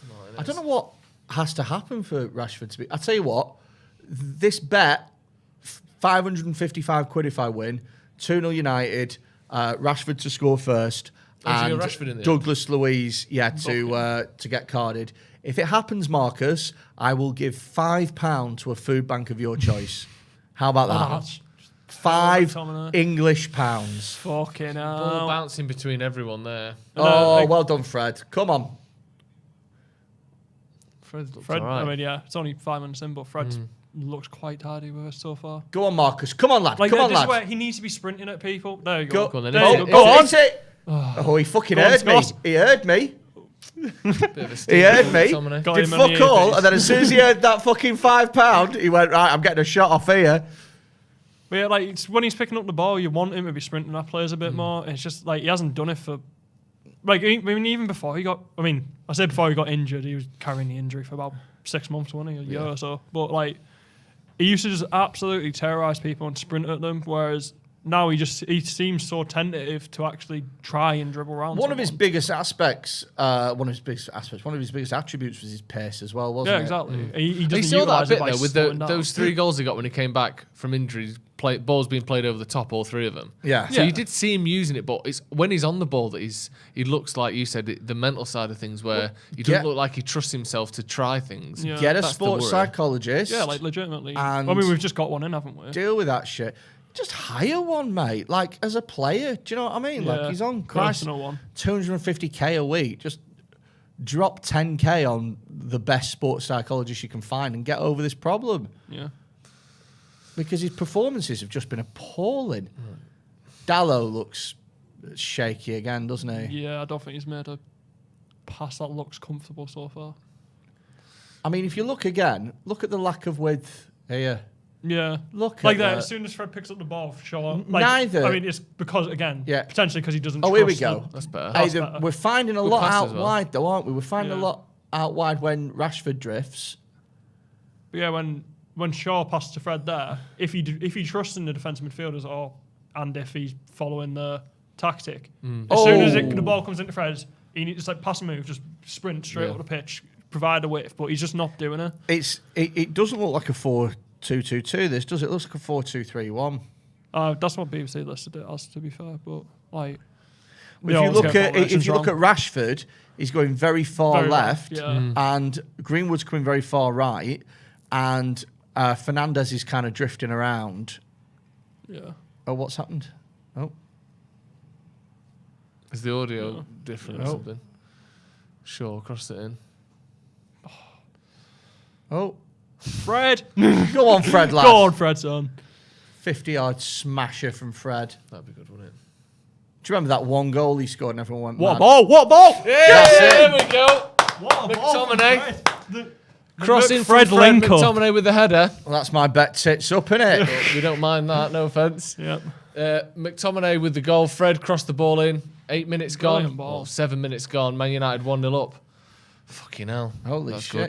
Do you know what, We've as actually well? scored. Is Who'd have thought? I honestly don't think we've started particularly well. No. But that was a hell of a ball in. Great cross. Brilliant. Hell of a ball in. Good position as well. McTominay, that's the thing that, like, this whole rumour of him being taught by Carrick and these players to be a number 6, I think the thing that, if there's anything that sets him apart, he can get goals. Look at this. He is a goal He doesn't have the passing that. ability. Fred and the doesn't have that. vision. Look at that. No, he can't. He's not a great passer, but he can score a goal Well, or two. Fred doesn't have what? That pass in his locker? Well, not 'Cause very that's- often. He has it once a semester. But that's a great That's ball. a great brilliant cross. ball, yeah, great no cross from doubt. Fred. It was literally, and he's not just humping it into the middle there. It was Pinpoint, on fucking yeah. McTominay's head. No, Do you know what I brilliant mean? cross. Good header as well. Yeah, Heads it kept it down, low. crucially. Brilliant. No. Do you know what? We were slagging off McFred, and they've just combined there for the first goal. And McTominay's made 3 or 4 good passes out to that left-hand side. Yeah, and Yeah, he spunked the first one up completely, didn't he? They Within were like, 5 fuck's seconds, sake, and then since here then we he's go just again. been spraying them. Yeah. But Good. I mean, Fred. I mean, again, it's only been Love another 9 minutes, but Fred's looks bright as well so far. Yeah. He's been done well pressing. He's That pass good from couple Fred. one-touch passes. Corner to Villa. See again now. 1-0 up, straight back to thinking they're going to score now. Yeah. You just don't trust us under pressure at all anymore. No, and set pieces as well. And yeah, especially. Again, Corner to like, Villa. didn't we hire Eric Ramsey as a set piece coach? And like, Yeah. we've probably got one of the tallest starting 11s in the league, to be fair. At least, Especially when Ronaldo starts. yeah, a bit, maybe not like average height, but in terms of like, you've got a good few. Like, we could field a team full of fucking monsters. oh yeah, Because imagine having Matic and McTominay, Cavani, Ronaldo. Yeah. Even Greenwood, I Rashford's think like he's 6. I mean, 5'11", I know he's not really 6 an aerial foot. presence, but None Rashford's of like 6'1". None of them isn't are he? like 5'7". Varane's 6'2". Yeah, they're all big, but that doesn't seem to matter, does it? Yeah. For whatever reason. Jesus. I thought that was fucking it. I thought Christ. that header was in it. Villa should have scored then. Watkins wins the header at the near post. Who is it on the line? Or just I next to thought the it was line? Watkins. I'll tell you what, I watched Nottingham United. Forest versus Arsenal last night. And Nottingham Forest have this young lad who played as a number 6. And obviously United don't really have a number 6 at the moment. And I thought we could do with him. His name was James Garner. Yeah, he'd be good. I don't think I've heard of him actually. Looked good. He looked good. Looked like he could really pick a pass out. You know. Yeah. I mean, I'm just throwing a name out there from one game. You say he was on loan at Forest? I don't know much about him, to be fair honest, enough. mate. I don't know much about I mean, maybe him. we should I'll see tell if you he's what, available. though, did you see all these Arsenal fans? Fucking Charlie Patino started. They're like, oh, he's a fucking future. He's a fucking future. The club is fucking Charlie Patino. And then for 60 minutes, he proceeded to do absolutely fuck all. Arsenal fans love that more than any other. Oh, shit, he's not quite ready yet. Starboy. Not quite ready. He's going to be fucking world class, though. Really? Because he's 2 years younger than James Garner, who's just had his pants down. Yeah. Arsenal don't tend to really do great world-class youngsters anyway. They produce I a lot of don't know, all mate. right. What, don't recently? I mean, Saka, I think, has it in him. Yes, I think I have to. Saka's a Everyone good seems to player. wank on about Emile Smith-Rowe, and yet I've yet to see. I know he's had a good start to this season, Yeah. but I've not seen They him. have decent players, but it's not like they've. Out. Oh, there you go. That's good. That's not good. Yeah. Yeah. Couldn't get it out his feet, could he? I think you wanted Rashford to put the ball in the box there. No, yeah, I rate Saka, and I've seen a couple good games from Smith Rowe, but I don't They're like both it's decent. I yeah, think like both good. I think Arsenal. I mean, obviously, no clubs producing like within like a few years world beater after world beater, but like they produce a lot of all right players. Yeah, but that's because they're a big, rich team with a decent academy. But they're not. I don't think of Arsenal as having, certainly in the 21st century, of having this. You know, the best player that's come through their youth academy is Fabregas, but he wasn't playing at Arsenal when he was 6. Like, yeah, I mean, to be fair, Barcelona have a fair amount to. Oh, Yeah. you Oh are my fucking God. joking. Who's that? Just ran through the whole fucking midfield and Buendia. defence. Buendia there. Just ran through everyone. I think. How is he Who how has he ended switched up in off that then? position? Everyone switched off. No, I know, but there was somebody Yeah. side of I think it might have been Varane actually. Yeah, if you watch Varane Buendia. here, if you watch So- Varane here, he's expecting Fred to deal with it, Fred Yeah. doesn't, and then it's before late you, on that close out. Yeah. Like Fred's Fred just just behind stops him the whole way. Just watch him stop. Watch. Oh, it's not my problem anymore. Because he steps in like he always does. Fucking He steps Lord, in and that's mate. it. He thought to Well, himself, that's a "I've got to foul, make, that's I've got to a make a foul. challenge before he gets into the Well, box." that's the thing. He was That- he was in between the midfield and defence, and the midfield never got back to him, and the defence didn't close him down, so he just ran straight through them all. Yeah. Just too easy. Just Well, one pass and nothing ever changes after the thing that. is though, is like, I think who's in the box? Cavani when there's about 6. I think Villa players in the Varane box. is used to play with Casemiro and Tony Kroos and fucking. Yeah, who don't actually usually good just dive in midfielders. when they can't get the ball. Yeah, but they go, well, I'm presuming he's got this. And then he goes, Yeah. oh shit, I'm actually playing with Fred, so I best. I need to move Switch it. on. I know I'm slagging him off. He's actually had a good start Yeah, to the game. it's- It's the first thing he's done wrong. It's just fun to slag him off, isn't it? It is just. Got There's nothing some else to say. players. There's some players. It's just fun to slag them off. And you're going to be. I mean, as harsh as it was, that kind of was Phil Jones, wasn't it? Yeah. Like, But then he started. Yeah. But then we actually started I saw how caring. much it meant to him, and now I can't bring myself to do it anymore. Don't want a testimonial. No one would clap. Rashford. That's a good bit of skill. Go on then. Hit yeah. Cavani rather than him heading it. Yeah. Was that on target without that? it's hard to tell from that angle. It's like Decent shot from Rashford. So look. I mean, he looks slightly Actually more gets confident past than his in man a recent little weeks. bit. Yeah, like he's taking him up. Puts in a dangerous area. He's done well there, Rashford. Sort of one that could sneak in at the back post if no one gets a touch on it. Yeah, and Cavani also, gets a shot also on as it. well, it makes it hard for Martinez to come for that because he has to wait till it's past everybody. Yeah, that was better there bad. from Rashford. Oof. And again, Oh, May. too much of that. Even if you just direct that, like just off the pitch. Yeah. 2-0-1. Ball just booted out for a throw in there. January transfer window, legit. What deals could you see United making? Zakaria, because he's only 6 million. It's just that sounds like United's board. That rumour's been going around in the last 24 hours. Romano, didn't he say that? He said we're I'll read what he interested, said. but he's not. He said Man United have made no bid for Dennis Zakaria or Zakaria, however you pronounce it. As things stand, the option has been discussed as he's appreciated by Rangnick, but there's still no official bid.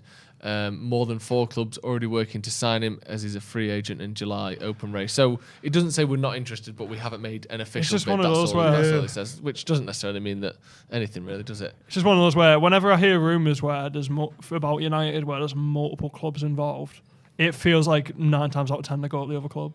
Yeah. Like it's just, it's not like every time, but it just kind of makes me.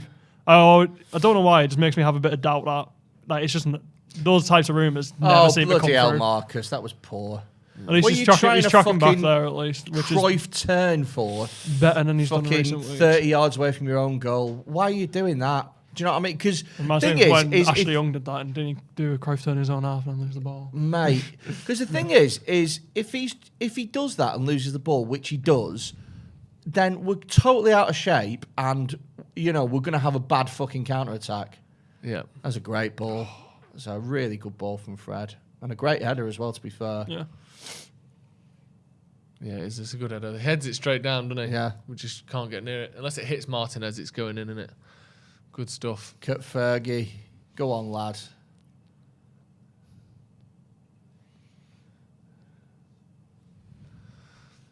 It's been mostly Villa on it since the goal. Yeah. Good tackle, Scott McTominay.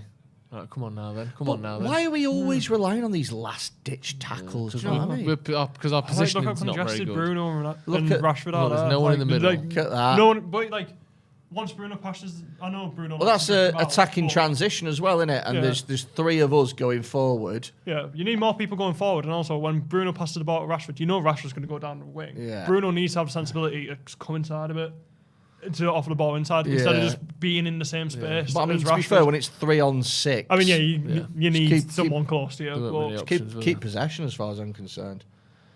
but yeah, it's so many of our counter attacks Oh, just end Luke, up in that. Come on, lad. I know it's Bruno, that wasn't Yeah, it? Let's see what we got here. it's like we have. I mean, I know Closed down Sancho's so not quickly there starting in today, McTominay. but and he adds a little bit more width on the right. But it's just I'm so sick of seeing that left side be so congested. It's been like that for about. Oh, that's a lovely little 6 turn years. from Mason Greenwood it's there. just It's a turn away lovely from the turn. pressure. Right, straight Oh, wide. Fred, Oh, for the fuck's sake, man. He didn't even need to But control the it. thing is how's Shaw not shouting for that? Because if he shouts, then he leaves it. Yeah, I was about to say, If he McTominay shouts, goes he right. leaves it. All the space in the world to shoot, and Oh. it fucking hell. Like, who's anywhere near him there when That's a that shot penalty, goes innit? in? No, it's no, offside. No. McGinn there just got as long as he wants to shoot. No one closing him down. Nobody No came one near close to him. It's good of Nobody came McTominay close not to to him. on. bite on the initial like. Yeah, but he was nowhere near it. It's not like he Oh, yeah, did like that he- and then blocked it. Oh yeah, I agree. Like once he doesn't If bite Fred- on this, look, if- he doesn't bite here, good. But then why is he dropping back? Look, he needs one to takes the come up touch to as it. long as he wants. There's no one within 2-3 yards of him there, and he's shooting from 20 yards out, where we just conceded from in the last game. No one near him. He's so lazy. It's ridiculous. To be fair, that's a really easy save for De Gea. Yeah. To make. It Like, is. he sees it. It is. It's an easy save, but You still don't want he's to be looking allowing at it. it as whole an easy thing save. and batum. Especially when, as you said, everyone brought up that issue of no one closing out. Yeah. In literally just the game just before this, you'd think that players would at least attempt Yeah. to Oh, bring come on. someone out. Come on. There we go. Why don't we just keep hold of the ball for a little bit? Let's just take some sting out of this game. Let's just keep hold of it for a little bit and just try and be, take the sting out of Villa for a little bit. Yeah. Because at the moment, they This look ball out way there. more dangerous than we do. I don't know if we can. I don't know if we've got the players Yeah. to actually do that. Well, this is I it. mean, 'cause we've got those- Fred and goes back to McTominay in because- midfield. They're going to give Because it. those two number sixes can't fucking keep hold of the ball. And, Fernandez has got quality, but he's too high up the pitch. Yeah, and Who's also keeping hold of the ball for Bruno us? doesn't keep the ball well. The thing he's good at is taking risks and losing it half the time, but Yeah. for the sake of scoring and getting assists. Yeah, we're not a keep the ball type of no, team, are we? not really. It's a lucky touch, but it's worked for him. Yeah, they look good, Villa. I mean, Do you know what? They just look... I've shut this up too much. Look at this. the Tense. state of that. Do you know what? They just look really well drilled. They Yeah. look well drilled, well organised, and like they all understand what each other should be doing. And we don't. No. Go on then, push him there, Luke. And he's getting beat for pace. So he just switched off completely. That's all right. Ball over the top. De Gea claims it. Don't feel like we're 1-0 up, does it? No, it feels quite tense to be Yeah, fair. it does. Is this how Rangnick wants his team playing, though? All these fucking, 25-yard passes What every a- 2 minutes. Nah, a bit too over. 25-yard passes every 2 minutes and fucking last-ditch tackles and, No. 1-2s taking out 6 players and stuff. Is that... Is this Rangnick ball? Is that what it's meant to be? Like...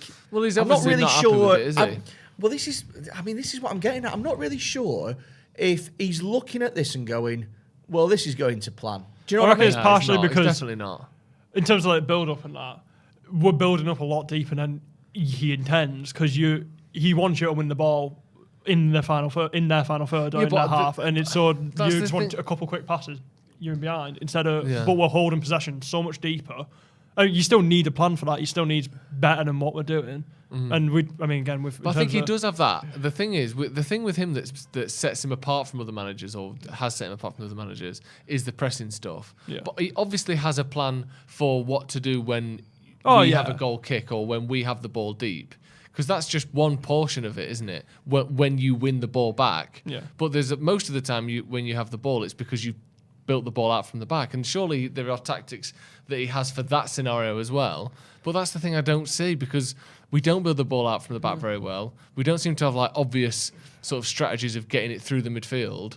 So it just seems like, what are they being told to do, like, or why can't they do it? It's like a lot of the times we know that our 2-6s can't really play pressing progressive balls, so we rely on Varane or Lindelof to make 25-yard passes to the number 10s or the number 9s. And occasionally, to be fair to McTominay, he was finding Rashford on the wings quite a lot with some good balls. Yeah. For the first 15 minutes, it's like he's not tried that since, though. Yeah. They've pushed up a bit higher, haven't they, Villa? Yeah. Because they feel like we're a bit shaky. And that pass hasn't been on once. And the amount of this, just well done. Now keep the ball. The amount of just head tennis and then just booting the ball up in the air that we've done. There's and do you know what? I feel really weird, sort of like being negative about a team that's 1-0 up. Yeah. Do you know what I mean? That was a there you go. fairly weirdly good pass that from Fred. I think he slipped doing it at all. I feel really weird about being negative about a team that's 1-0 up, but we haven't started well. We're not playing well, and there's a distinct lack of quality on the ball. And this was the same against Wolves. To be honest with you, the quality on the ball. It's been the same all season, really. Do you know who I would have liked to have seen in this number 6? And I can't believe I'm fucking saying it. That was a great skin. Mason. And I'm too greedy. I know where it goes. To be fair, there was not many. Do you know what I'd like to see in the middle of this park? No.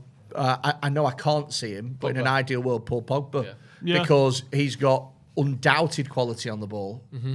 And that's what we're missing. And then that lets you spring the counter-attacks quicker, because with Bruno, you've got him further up the pitch. Yeah. He's not got, just due to his positioning, he's not got the space to play those long balls in behind for Rashford. Just get him in behind. The thing about Pogba though, is that Ralph Rangnick system's all about pressing. If there's one thing that Paul Pogba does not really fancy, it is being in for the long press. Varane looks so unimpressed by that. Why does Ollie Watkins look so shiny? He looks like he's very well manicured. You know Varane just doesn't subscribe to the Phil Jones skincare routine. No, he's got something much more sophisticated. He's got gorgeous skin as Ollie Watkins. Gorgeous. Go on then, Dallo. Not really got a pass on, has he? Now he has. Okay, what are we doing? I mean, it's a great ball. Good switch. Again, there's no movement about, is there? Really? I mean, after Shaw passed the ball there, he made a good run behind, but Bruno standing still, Fred standing still, Rashford standing still. Yeah. It's just... Oh my God. He miscontrolled the ball, jogged back to get it, and then fucking played that pass. It just feels like there's so few options for everyone. So this has got to go out to Luke Shaw now. But now what? Run with it. Run forward with... And we're going to lose it in 2 seconds. Yeah, there you go. Because we just inevitably lose it because we don't have enough quality to recycle possession. In fact, this team just doesn't recycle possession. What happens is we win it and then lose it instantly. Yeah, we tried to play. It's 2-on-1. There's a really basic overload here. Come on, Greenwood, get a bit fucking tighter. Jesus wept. Shaw probably needs talking a bit though. Right, don't be too negative. We're still 1-0 up. Why Shaw leaving all that massive gap for him to shoot? Wow. Luckily it was a poor shot, but for about 15 seconds there was a huge gap between Varane and Shaw. Eddie's just like there. Look at that gap. Yeah. It was like that for about 10 seconds before this even happened. What's he doing? What's he doing? There's no one out there, so it's not like he's marking anyone or anything. But he should leave them anyway, because you need to create defensive sort of line and keep a tight shape. But Look, what is he doing? De Gea's saying exactly that, isn't he? Well, he should be saying, like, was he not shouting that during the play, though? I can actually lip read in Spanish. He was saying, Luke, you stupid fat cunt. That's actually what he said. Seems harsh. You what, sorry? It seems harsh. Well, it's what they do in that's how Spain, they- mate. yeah, They're very harsh. Fair enough. Right, now, here we Don't go. mince the words. Let's see. Man on your left here. Let's see. Fuck Oh, he's you. going to shoot. He's just going to take a contest. Fuck Oh, you. go on. Give it to Cavani. Oh. Wait, why is got Rashford blocked. not putting pressure on him there? Just got blocked, didn't it? Make that clearance a bit more difficult for him. Go on then. Make it so... That was a bit better. Actually found a pass into the box for once. Oh, whack. Do you know what? Gets To be fouled fair, the there. referee's been letting this game go, hasn't Yeah, he? he's been He's alright. been Yeah, letting it's it been good. play. There's been very few... Do you know what? I would have quite liked to see us foul more just to take the sting out of Villa's fucking movement a bit. Yeah. This is a bit better. It has to take a while, but It- it's never really on until it's on, is it? What's Rashford doing? Look. He's Look. been so lazy. Look at Rashford. Look like that. Just and fucking then chilling, When son. the ball comes off the deflection, off the save, Yeah. he just Gets the fuck. He's stood just behind jogging him. He about, doesn't he's try, not arse. doesn't try and put pressure on the clear and try Can and you win not the ball. sprint? What the... Is your, Like- is your R2 button fucking broken? The fuck's wrong with you, Marcus? Come on, man. But Offside. Yeah, there, like- for the free kick. obviously we know Marcus Rashford cares, but it feels like he doesn't care almost. Like in terms of just he's not trying for anything. He's not putting sprints in. He's not pressing people as well as he can do. Yeah. Like it's just. Like, I think he does. I do think, as you were saying, he needs. If it is something mental, he needs to get it started. You've got the money to do it. Come on, Marcus. If you don't score, I'm voting Tory in the next election. I'm not. I'd never do that. But he doesn't know. Shh. Right. Just Finally, big boot up front. I mean, at least Headed it's down. getting something forward quickly though. Yeah, but like it's they would do. It's hitting hope that. Oh though, yeah, isn't it was Luke a Shaw bit. It's a crossing little the more ball hitting hope than you'd wish for. inside his own half. But Oh, Jesus touch fucking hell. Watkins, Christ. Victor Lindelof, you fucking turkey. Oh, thank fuck for that. How did he Jesus. miss that? What the fuck was that? What the fuck's happening here? Oh, Shaw just come absolutely mullered someone. Watkins hit the bar there. Lindelof just the worst touch he's ever had. Straight into his path. just head it away if he's that fucking afraid.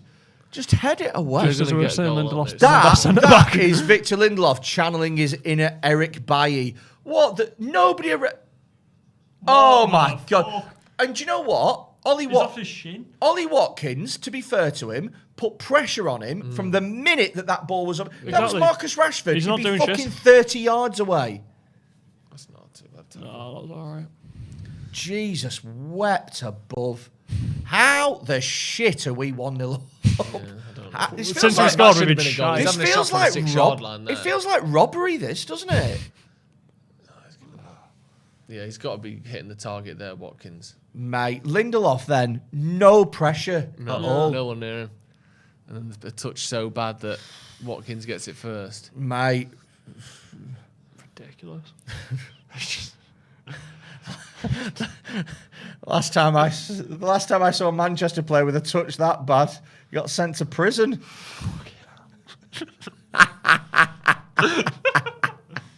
Yeah, and I got released on bail. Is he released on bail? Yeah. Fuck! Mendy, yeah. I thought he was in Strangeways. No, he's been released on bail. It's fucking ridiculous, isn't it? Really? Yeah, genuinely. Jesus Christ above. Yeah, it's all Villa at the minute. Absolutely all Villa. And the ball in the box. No one on the back post. Oh, God, help me. Ings pulls it back. Oh. Deflected. I mean, 6 inches wide. We've got to be honest We're getting here, and battered here. We've got to be honest and say it's no less than they deserve if they get an equaliser. No. No less than they deserve. No, they've been all over us. Since we've scored, Villa have been by far the better team. This is what I thought it would be from the start, to be honest. It's woken them up. It's what would happen. It's like the reverse of what would happen to Solskjaer. We go down quickly and then, Yeah. we kick into gear. But It's- now it's just we score, and everyone's like just gets complacent, It's even though it's 8 minutes in the game. It's interesting that Dallow's gone down because he has played really poorly this first 30 minutes. Yeah, it's not exactly been standout. But he's gone down. Maybe he started this game with an injury. But we have Wan-Bissaka to rely on. So, who, in fairness to Wan-Bissaka, might be better in this situation where I mean, not in that situation there where there was no one at the back post. To be fair to Wan-Bissaka, I'll be honest, this season I think he's been one of the worst right backs in the league. He's been bad. I think he has been bad, but he can still shocking. tackle people. Yeah, he can still tackle. Which to be is fair, what he might need currently. That's all I'm saying. Just anything going forward is just an absolute nightmare. Yeah.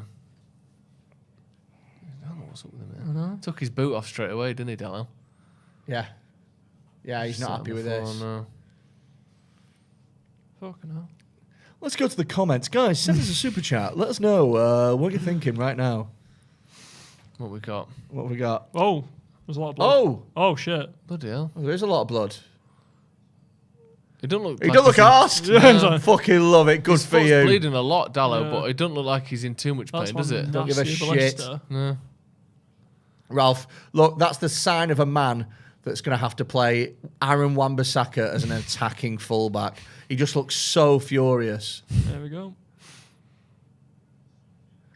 Like, don't get me wrong, it wasn't like it's still nowhere near good enough to be like an elite attack fullback. But I'd say towards the end of last season, Wan-Bissaka's attacking game looks somewhat improved. He was a little bit better. He looked like he was getting better. Yeah, and but then this season's just gone to shit again. It's like if I tell you that I've lost weight, it's like you've still got a long way to go. Have you lost weight? What, sorry? Have you lost weight? No. Oh. I was going to congratulate you, but I can't. If anything, I've put weight on, to be honest. Have you? Yeah, probably.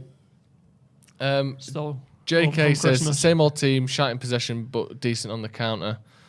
Yeah. I mean, are we even decent on the counter? Oh, God, he absolutely destroyed Lindelof. I don't know what Lindelof's like. Heaven so remarkable that we're still ahead. Yeah, it's been poor. Why is he fucking smiling? Yeah. Why are you smiling, Lindelof? Fucking hell, got away with that one. Yeah. Hey, it's like he's nearly dropped some plates at a restaurant. Like, hey. Rob Rodia says Joe's boyfriend Lindelof is back. Let's see how Joe defends this. I thought it was Maguire that was my boyfriend. That's the one I usually get accused of. Just anyone being who's nice getting criticism. Yeah, just someone who's playing shit. It's my fault. To be honest, mate, I've heard they both double team you. Well, they would do, but Maguire's he's always injured. Unfortunately, at the minute he ain't got the calves for it. He can't get the grip. Dan Kuma says, how does Cavani work? No, how hard does Cavani work? I was going to say, that's a bit hard. Any other human? He does work hard. He does work hard, in fairness.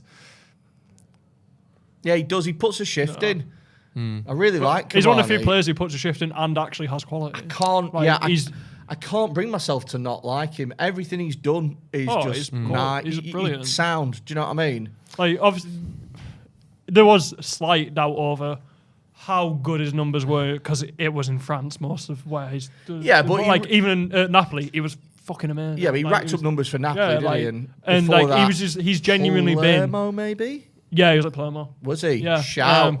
Football Oh, manager. wait, Palermo. 03, No, it was 04. Palermo or Palmer. I can't remember which one. I want to say Palermo. I think it was Palermo. Let us know in the comments, guys. Palermo or Palmer. There we go. He's fucking winning it back. What an absolute soldier. I know you've just answered this, Freddie, but Thomas Dickinson put it in the super chat, presumably before you'd answered it. So could you answer it again for him? Question, has Freddie lost weight? No, I haven't. If anything, I've put weight on because every time I fuck your mum, she gives me a biscuit. Wait! No, I'm joking, mate. Thank you for saying that I've lost weight. I'm wearing a black jumper, and black is slimming. That's true. That's true. McTominay, Greenwood. There's just always 1 or 0. Oh, for fuck's sake! But that's what happens. He's got no pass on. Exactly enough. Obviously, you know what? Obviously, that doesn't mean you just kick it to their player. Look at this! Look at Emi Buendia fucking losing it out wide's better than losing it in the centre of the absolutely pitch. cocking us. Further away, like, at that point, even just hold the ball up. Yeah, and if you get tackled and let the rest of the team get back in shape. Like, fucking lose weight due to stress from this dreadful fucking retention of the ball. Yeah, I'm on a new diet, mate. Every time United string 5 passes together, I have a meal. I've not eaten in 3 months. Fucking nonsense. Absolute nonsense. Is there any positives that we're 1-0 up? Let's look on the bright side a little bit. The fact that we are 1-0 up. We are winning. Is amazing, right? Oh, yeah. And you know, if this was the other way around, we'd go, I'll tell you what, we're getting beat 1-0, but fuck me, we look great. Dalot is clearly very injured. Lindelof has already had a shocker. To be fair to McTominay and Fred, they've done nothing wrong. Luke Shaw has looked very shaky. Marcus Rashford has given me fucking Anthony Martial vibes. Greenwood's not having a good game and has lost the ball about 25,000 times and refuses not gonna cross. to pass He is. the fucking ball. Oh, there you go. Good lad. Hit it. Oh, that was going in. Cavani's working his arse off and Bruno's trying to make things happen. We're having 5 or 6 players having shocking games, and yet we find ourselves 1-0 up. Not sure how.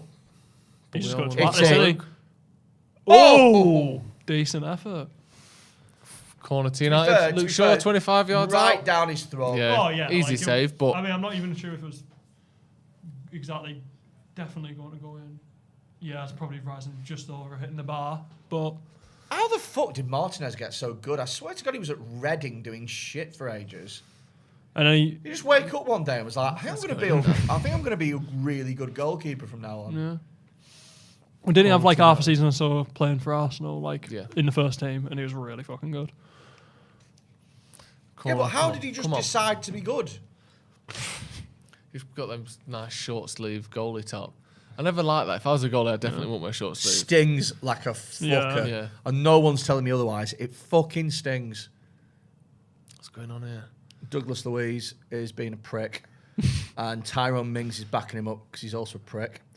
And Steven Gerrard is currently on the touchline going, I'm a massive fucking prick. And United are just trying to mind their own business, mate. We're just being very nice. Very nice, very chill, very genteel. I'd send them all off. Let's get a goal here. Let's score from a corner. Straight to the goalkeeper. I mean, Cool you're asking stuff. for a lot. To be fair, that's United's gone from a corner. again, it's a superb take from Martinez. Yeah, it was. Do you know what I mean? Done really well there. Come on, man. He's going to give a foul there, isn't Good he? lad Bruno for fucking chasing it down. Put a tackle in. Good lad. I actually quite like to see that frustration. Yeah. He's getting a yellow for it though, isn't he? Is it? Probably. If he keeps starting the ref, maybe. Oh wow, he's got away with that one. Look at that. Look how late he was. Fuck off. Yeah. Just sort of shoulder barges him after he's kicked it.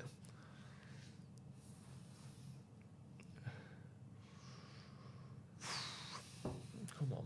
We're still winning. We're winning. We're winning. I know, yeah. We are winning. We are We're winning. We are winning. It's a really We've just poor- been conditioned to be scared when we're winning I am because it's not scared. got us. We're not playing well, but we're winning. Do you know what, mate? They used to say that was the sign of champions. Yeah. Yeah. Champions. To win when you're not playing well. How about that? But we know. Can United still win the league? What, I mean, what kind of press? What kind of What's press exists where one this? pass McTominay and Johnson round back there. round Marcus Rashford, which fair enough, you can't block everything. Then their fullback has 40 yards to run into. I mean, it was good pressing from Villa Yeah, but what? But what, like, was what were we playing at there? What are United playing at? Our there? own brand of pressing. It's called fucking It's deep called one pressing. person runs after the ball and everyone else stands on the halfway line. Yeah. there. Yeah. That was ridiculous how much space he had to run into for one Really, easy pass. it's really easy for them to 1-2 their way around this system, Yeah. innit? Oh, Oh. Jesus. Well to be done, fair, that was Dalot. excellent defending by Dalot Yeah. then. Just checked Just him, didn't give him a little nudge. Off you fuck. Okay. he? Trying to be positive as well then. Do you know what? I think Varane's had a really tidy game. Yeah, he's Yeah, been it's been alright. alright. Just switched Consider off a he's- little bit for the one where Fred let his man go. Yeah, but I But don't other think he than can be expected to Yeah, go, you well, can't Fred's expect just going to Fred to stop. hold him. No, Do you know what I of mean? course. Oh, my Lord. Go on, get it. He's sliding straight in. Good Well tackle. done. Good lad. That's all right. Last 10 minutes, so Dalot's To be looks a fair, lot better. Dalot's doing that with a fucking open leg. Yeah, I wonder. It was bleeding a lot, that wasn't it? I don't know what's going on. You can see when he turns around, the back of his right ankle, I think Yeah. it is. You can see that his sock's still red. We got one tampon and just shoved it in there. And he's In the- fine right now. in the gap. Yeah. Got to change it 3 or 4 times a day, though. There you go. McTominay.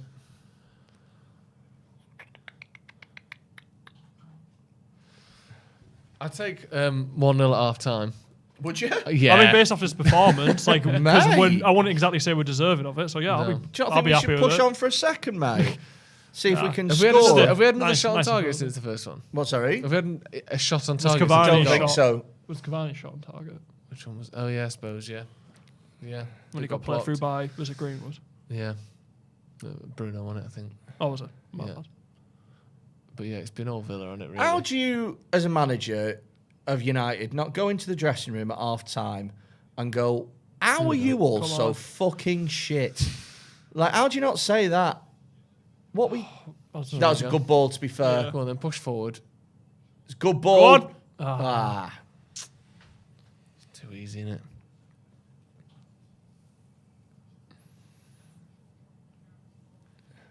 And do you know what? Again, I feel sad slagging the team off because there are some players there that are, get rid of the ball, Mason. Come on, mate. Easy. There are some players who are really trying to make things happen. In particular, like I said, Cavani's working his arse off. And even though McFred in the middle have had pluses and minuses, they've had good points and bad points this half. At least they're putting a shift in. But there's just so little quality on the ball that it's shocking.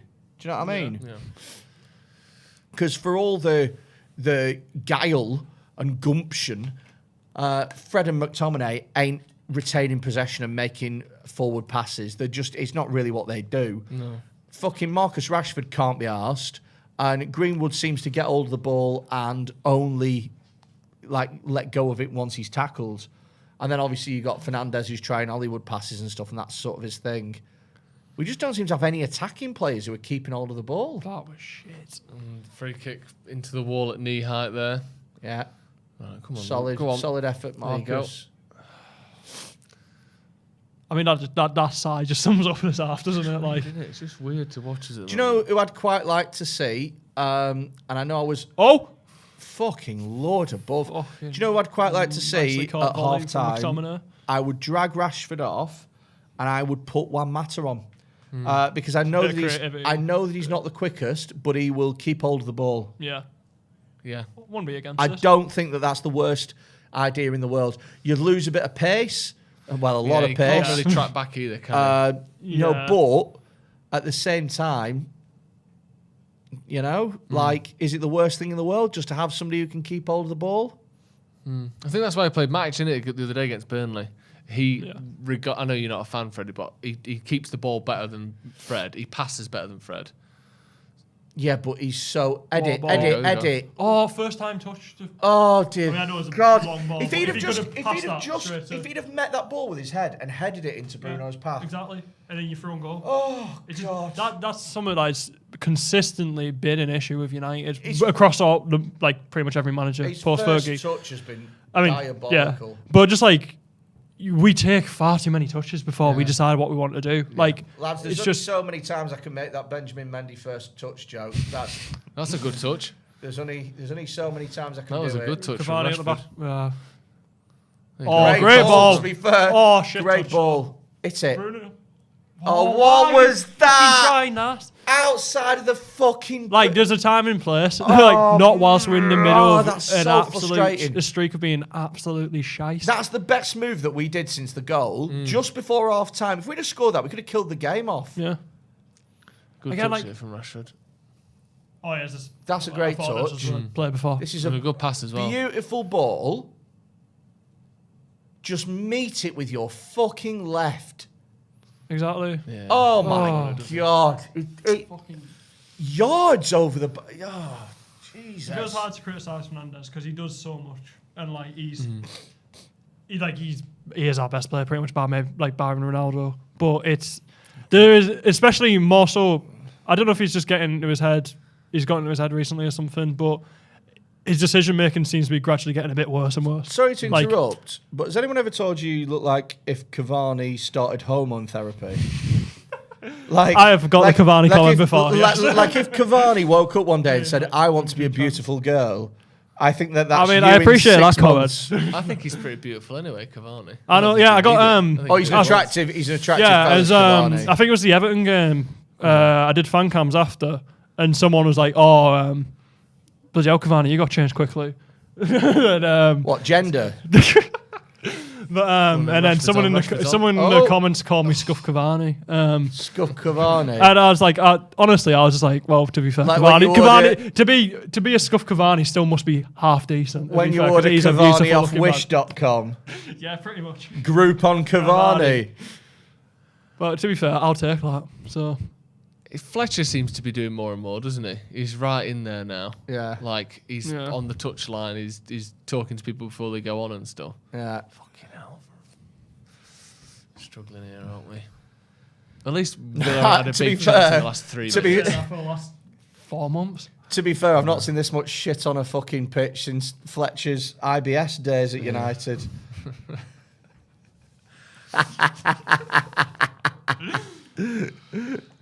Oh, great ball. Great ball. What are you going to do with it? Back post. Look up, shoot. Oh, he's too late. Touch too. To be fair, that was some excellent recovery from, I think, Conser. I think it was. Good I think it was Conser. Was it? Yeah. Excellent recovery run. I think Rashford could have played that pass maybe a touch earlier. Yeah. I think once he gets to the 6-yard line, you've got to shoot, aren't you? I don't think he's. No, it wasn't Conser. It was Matty Cash. Look at him in the middle here, Matty Cash. Yeah, that is there. Like, I mean, sorry. Yeah. Nudges him, doesn't he? Just a bit earlier, just because you've got the angle there. Yeah. He runs to the 6-yard box and he's just closed the angle off for himself. Matty Cash, the Poland international. Decent player, Matty Cash. Yeah, he's not bad, is he? And his fucking great grandmother once spent a night in Warsaw, and now he's a fucking fully fledged Poland international. Lewandowski and Matty Cash. United won, Villa 0 half-time. It seems a long time ago that McTominay goal went in, didn't it? Yeah. What are your thoughts on that first half, Alfie? I mean, outside of the first 8 minutes, we weren't exactly amazing, but there was positives. There was definitely, Fred looks pretty good. McTominay is getting forward. But after we scored the goal, it just looks like, again, just reverting back to type, really, in terms of no one looks confident. No one's really prepared to run at anyone. People, we're getting good position, and then Rashford or Bruno makes wrong decision. It's just we've not exactly been creating many good chances, and the ones we have done, we've been extremely wasteful. Yeah, it's been more frustrating than the scoreline would have you believe, wouldn't it? Yeah. Oh, we've been fucking shite. You think? Let's not. Do you think it's been as bad as it was against Wolves, or not? Yeah, it's the same problem. It's the same problem, but I think Wolves as a team. Well, to be fair, do you know what? If Aston Villa had taken one of the many chances they've had, it could easily be 1-1 or 2-1. I mean, we'd be looking, Watkins should have scored. Yeah, and we'd be looking and going, Jesus Christ, what are we doing? I don't want to be too negative, but at the same time, I want to be realistic. And no United fan can watch that and go, that was a good performance, or that was good enough, or that shows any sign of us working towards a goal or anything like that. It was really, really, really poor. Let's be fair. I'm singling a few players out here for praise. I thought Varane looked good on his way back from injury because he looked a bit shaky the other week. I also think that Cavani has worked his fucking arse off. I think Bruno's tried to make things happen, and I think that McFred, even though they are super limited, they're combined for the goal for great effect. What a ball. And they've been working and trying. However, Dalot hasn't played particularly well. Luke Shaw's looked shaky as fuck. Victor Lindelof's looked shaky as fuck. Rashford's looked completely not bothered. And Mason Greenwood doesn't want to pass. And when you've got half your team playing dreadfully, it doesn't matter how well the other half play, you're not going to get a result. No. The fact that we're 1-0 up is incredible. Let's be fair. It's incredible. We've not. They had a couple of decent chances in the last 5 minutes, United, didn't we? But other than that, it was the goal. Then Villa played really well, and then United had 2 half chances toward the end. Yeah. It's not been a good half, has it? Liam Hemmings over the super chat said, "Can you imagine if Scott had developed amongst proper players? I mean, I'm sure we'd see a better play from him, a better play out of him if he'd have come through, 10 years ago. But you'd be much more positive about Scott if he was if he was a squad player surrounded by good players. You don't have to rely on him because he is it's the fact that we have to depend on him. Like, if you had to just bring him in, Scott, do a job for this game, work your ass off, maybe just get box to box, maybe try and have an impact on the attacking end. you're happy with that, and you respect that as a player if he's in a good team. But we rely on him far too much. Scott McTominay and Fred are individually not bad players. No, not at all. The problem is when they play together with each other, they And they're your first bring choice. out each other's weaknesses. 100%. And Sorry, go on. no, that was it. That was literally it. A lot of people in the comments a lot more positive than us. Really? People saying, I thought the performance was all right considering how bad we have been. A lot of people saying that we've been too negative, that we've actually been better than we were in recent games. It's looking better.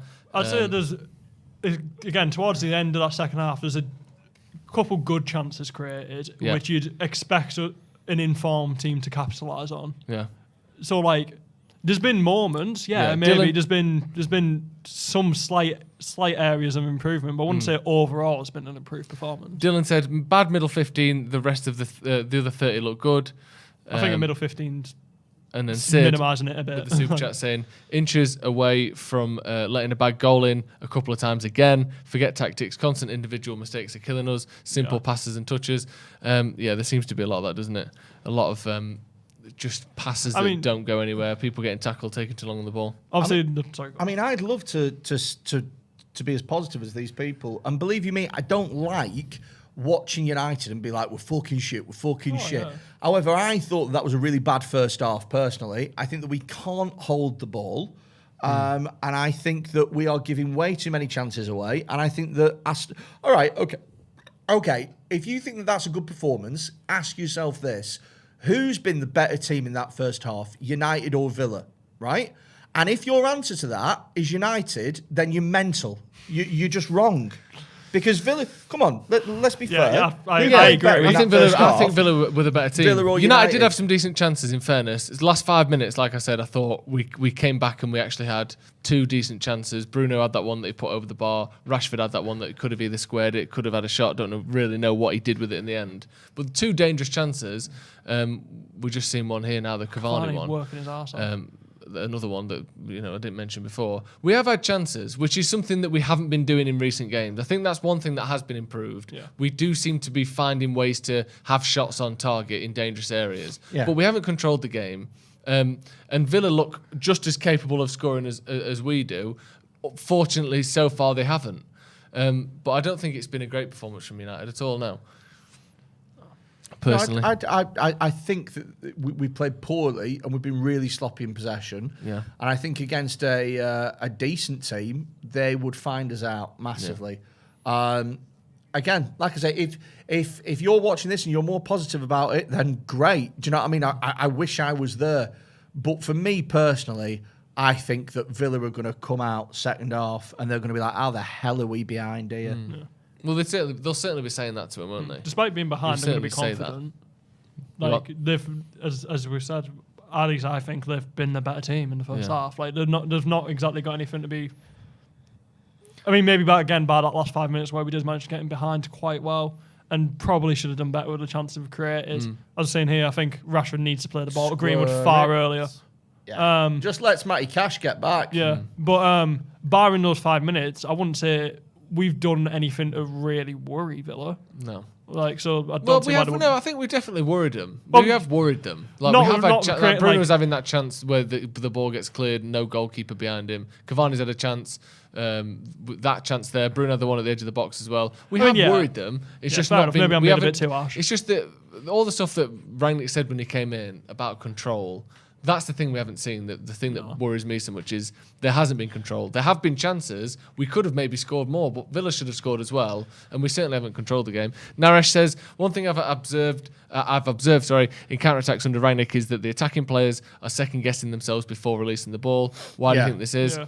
I think that's a lack of confidence, personally. I think it's a shape thing as well. The more you play under a system, the more you intrinsically and instinctively know just where everyone else is. Whereas you can see they're having to take an extra touch, they're having to look up, they're having to sort of see. Because who's wide? Who's wide? Everyone, if you look at all them counter-attacks as well, everyone goes centrally. So... I mean, even like Luke Shaw, he can... Yeah. When he does attack, he can go out wide, but he does like to be almost at as little as when he enters that final third, become a bit inverted. He likes to cut in towards that half space. Sheikh says, apparently Rangnick's assistant Darren Fletcher will decide whether he stays as a permanent manager next season. What the fuck is this club doing? Where's that? I don't know where that's from. Yeah, I've not heard anything about that. But I mean, if that is the case, I mean... Well, is it the case? That would be my question. I don't think that's the case. I don't think Darren Fletcher's deciding who the manager is next season. I mean, I guess if you look at it, that it's Richard Arnold now, isn't it? Who's technically in charge. Yeah. And all the talk's been that he's deferring most decisions, or at least being informed by the people, footballing people below him, and those people would probably be Darren Fletcher and... Yeah, he's one of the people, but I don't think it's go on then, Darren, who have we got? Yeah, he wouldn't be solely doing it, but he'll have a say. Would you make any changes at half-time? It's weird. Probably the name that comes to mind is Rashford, but I'd say that he just... I keep wanting to have faith in him. I mean, obviously, eventually he will come good. Like, I'm not saying he's just going to be playing in this form forever, but like at the moment, it seems like I want to have faith in him. Just snap out of it. Just play that ball early. Attack players. Be aggressive. But it's just not seeming like it's going to happen. So maybe I'd switch Rashford out for... I mean, I don't know who. Maybe a Langer. Yeah, I'm not too sure. Sat Singh says, "Get Donny on. We need to control possession better." Do you think someone who can control possession better? You mentioned Matt, didn't you? But does it need to be a bit deeper than that? Because once it's up there, I mean, Donny's not a bad shout. But the thing is where do you put him? Because I don't think that you can bring off Fred or McTominay at half-time after that performance. No. So how do you fit Donny van der Beek into this? And also, side do you now? need to if we're winning? So, I mean, personally, I think that the players that are in danger of coming off, for me, are Rashford in particular, or Mason Greenwood, who I think has been poor. Yeah. Van der Beek's not going to occupy either of those roles, is he? So what do we do? Unless you wanted to play like a diamond in midfield, maybe, and drop Fred as a defensive mid. I don't think and the then performance has been so bad that we have to change every formation. You know, I think we kind of you're stay right. roughly as we. You know, I don't think we need to force it. Matt is the most obvious choice in that he can help retain possession a bit better in the final third, which is what we're really lacking at the moment. Yeah. We're and maybe. Again, maybe that's why I'm coming at this from a negative perspective, because we cannot keep hold of the ball. Well, Liam Hemmings with the super chat here makes a good point. He says, the worst thing about the chat is it's mid-table team talk. We're average on a good day. The squad is shy. I don't know if the squad is shy, but squad is the thing far is, the from standards shy. that we're talking about aren't, one of the criticisms under Solskjaer was, he's lowered the standards. People are happy with top four. People are happy with second, like it's a good season. But like you said, that we're talking at the minute as though, like, you're happy to be pretty much as good as Villa. Yeah, well, that's the this thing. is It's every single game we play. I'll tell you. Can we dominate a game I'll against tell you anyone? I'll tell you this, mate. If this was Liverpool's fan channel or City's fan channel or Chelsea's fan channel, they would look at that first half and go, "What the shit was that?" Yeah. They'd be like, "That's the worst we've played under our respective managers in ages. I hope they wake up a bit second half." Yeah. And then we've got people going, "I think it was all right, actually." Yeah. Aston Villa are giving us a run for our money. 12th in the league, Aston Villa. Do you know what I mean? It's just... Yeah. You see their shots. United are ahead on shots and shots on target, but Ollie Watkins hitting the bar from 6 yards out is not a shot on target, so. And yet Luke Shaw blasting one down Emi Martinez's throat from 30 odd yards is a shot on target. Yeah. Shit like that. I mean, I'm trying not to pay attention too much to stuff like that. It's there's an old saying that if you torture your stats for long enough, you can make them say anything, and that's very true. You can make those stats tell a story about, United had 7 shots on target, and I think you'll find that Villa only had 2, and look, I mean, I'm pretty sure the big chances of that game fell to Villa, really. Yeah. I think United have had some good chances, but it's not. We just haven't controlled the game. There's some I good just love us to be able to control the game. Yeah, that's all I want to see. Well, where we look like we're in can't- control and we win comfortably. We can't control the game because if you look at again, I'm comparing us to Liverpool, Chelsea, and City. But if you look at City's midfielders. Particularly their centre mids, their 6s and their 8s. You're talking Rodri, Gundogan. Who else have they got? Fernandinho. Fernandinho's not really there anymore, is he? All right, Rodri and Gundogan, they can both hold the ball all day. All day. Bernardo Silva often plays as an 8 as well, though he's been a bit further forward this season. He's been looking even better. You look at Liverpool's midfield and Fabinho and Henderson and Thiago, who's a great retainer of the ball. And then you look at Chelsea, who've got Jorginho, who can keep hold of the ball all day. You know, they have players that are metronomes. They can make their teams tick. Yeah, we don't have that. Who's on metronome? No, we ain't got one. We haven't really even got one as like a decent one to bring who's on. Who's our Paul Scholes, Michael Carrick? Yeah. Nobody. No, not even anyone in that mould, really. No, we've not had one for years. No, it's like we didn't have a right winger for years Bruno until. loses the ball too much to be that. Yeah, he's a number 10 as well, isn't he? It's not really his job to control a game like that. But I'd just love to have somebody who can string 5-6 passes together and just calm us down a little bit, because it's very frantic. Yeah. Our game management isn't great, is it? No. Once it's in the hands of the players, there never seems to be any. But what I'll say, structure to because things. I know what's going to happen just from reading the comments. Just from sort of not even reading the comments, I know that people are going to be like, that guy in the heart's negative. You're not a proper fan. I'll say this in our defence. I think Varane's had a good game. I think Cavani has worked hard. And I think Fred and McTominay, even though they are limited, are having good games. Yeah. But there's too many players that are having shocking games. Yeah, I agree. Damien says, the quality of Shaw's crosses makes me sick. He can carry the ball forward, but his end product is terrible. He needs to be replaced in the summer. Tyler says... bit of a negative one, saying that we're bringing down the standards of the Watchalong. How dare you? We're bringing down the standards of the Watchalong. Because this club standards has been lowered. Yeah. Well, you're bringing down the standards of your family. Nice. Yanni says we actually need Donny. I mean, I don't see. I don't give a shit. Fight me, Tyler. Fight me. This is worse than before, Alex. What? Because they changed the how we're watching the game, but the quality is awful now. It's a Duck says if this was a one-off performance, then most of us would accept it. But at this point, it's been going on for months, so we shouldn't be happy with it being okay. I agree totally with that person. 100%. Yeah, that is the problem. Yeah, we're starting to let this ride because it's becoming the norm. Yeah.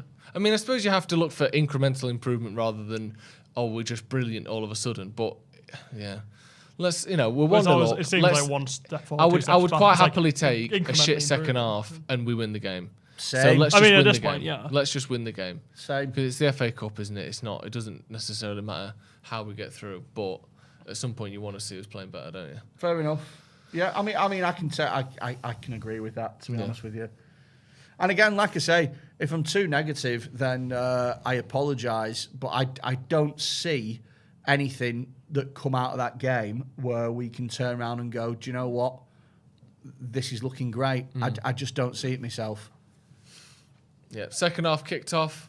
I think it's a foul on a Villa player. Mings. I think if you're a Villa fan watching this, you're quite happy with that performance. Yeah, you probably think we've got a goal in us. Yeah. You'd think, yeah. You think we've... I don't know. Stop it. Stop it, Jonathan McGinn. Stop it. Cash. Maciej Kasiowski, a famous Polish player. That's a good pass. Okay, it's a good... What are you doing, Bruno? What are you doing there? This is what I mean about his decision-making. Just feels like... Like, there's trying... There's always you appreciate players trying stuff, but not in that position of the pitch. Yeah, there's a time and a place. Yeah, it's like when bloody Rashford tried that Cruyff turn before 30 yards from his goal. It just seems like both Rashford and Fernandes' decision making has gone down the absolute Stop inviting pressure onto us. Why would you do this? Go on, Lindelof. Oh, what the fucking hell. Straight back. Here we go. Come on now. Here we go. Look for the overlap. Look for the overlap. Rashford's just jogging. Oh, Rashford, jogging. Come on, lads. Like, no one's sprinting up the pitch trying to get into a good position. Go corner ball. Yeah, it's a bit steady, isn't it? Like, I never see... Jesus. Again, come on. Partially, you could argue partially down to the way teams set up against us. I mean, I don't think Villa have done this necessarily, but in terms of creating a low block or whatever. But how often do you see United going through on goal with more attackers than they have defenders, like in position? Yeah, but how often does anyone do that? You're not just. I don't know. I think teams have defenses, don't they? And you normally have more defenders than a team's attackers. No, I'm not saying like every attack of the Yeah. game, but like I feel like you see it significantly less from Manchester United compared to other teams who have similar quality players or play in a similar style. Yeah. Oh, okay. He's just going to have a crack. He's having a crack. Of course he's having a crack. Fucking hell, Mason. Again. He's not been good, has he? It's just, Again, it's just like easy to read in it for Villa as well. You understand it slightly more with someone like Mason, who's a very young player. But again, it's just decision making. It's just we constantly make the wrong choices when we're on the ball. The thing is with Mason Greenwood is he's been so greedy this game. Oh, you'd think someone would be in his ear. Yeah. Like saying, has he got a bet on himself as like anytime goal scorer or something? Go on then. Great ball. And I wouldn't mind, but he's not playing as a number 9. He's playing as a winger. If he was a 9, you can't just fucking cut inside whenever you fucking want and spray shots at the keeper. You can't do it. You have to have an end product that isn't a shot. No. And it's a shame as well with Greenwood because he's a phenomenal. Here we go. Yeah. He's a phenomenal player. Is Mason Greenwood a really phenomenal player? And I have no doubt that one day he'll be one of the best players in the world. But right now, when he's 19, and you've got it reminds me of really early Ronaldo. Do you remember when he would do all them fucking step overs, and Van Nistelrooy would be in his ear? Luke Shaw's losing his head a little bit, isn't he? Free kick to Villa. We're looking 35 yards out on the right-hand side. Shaw just sort of steps in, doesn't he? Knows what he's doing. Did he get booked for that? He didn't, did he? He should have done, to be fair. Ridden it a little bit there. Yeah. Ref's been quite fair, lenient this game. I quite like how this game's been refereed. Yeah, they've just sort of let him get on with it, and I'm there for that. Well, didn't they said about doing that at the start of the Premier League season, didn't they? And they did it for like 2 weeks, and football was amazing. Yeah. The games were so free-flowing, and then everyone just gave up on it. Whinging and they changed it back again as Villa scored. There's a foul. There's been a foul on Cavani. There's been a foul on Cavani. They're going to VAR this. Nothing. So far, it's a goal to Villa, though. I mean, yeah. They're going to have to VAR because Cavani was going mental then. I only call it like in the corner of my eye, but I think he might just like walks into the player. Like, he just, really? Oh, look how Gerrard's not even moving. Oh, fuck off. Well, I guess they are checking something, but it's 1-1. Let's have a look at I might be wrong. I might be completely wrong, to be fair. Let's have a look at the Cavani one. Yeah, he just runs in. It's not a foul. I don't think they'll overturn it. Yeah, I don't think they will. You could maybe say he blocked him, but he's, I don't think they're going to he's overturn not. it for that. I mean, what's he meant to do? Move out the way? Conser with a great header. It's just too easy, isn't it? Yeah, it's if Watkins gets a touch, is Ings offside? Yeah. Does it hit Ings? Yeah. If Watkins gets a touch there, I think he might be offside. Watkins does get a touch.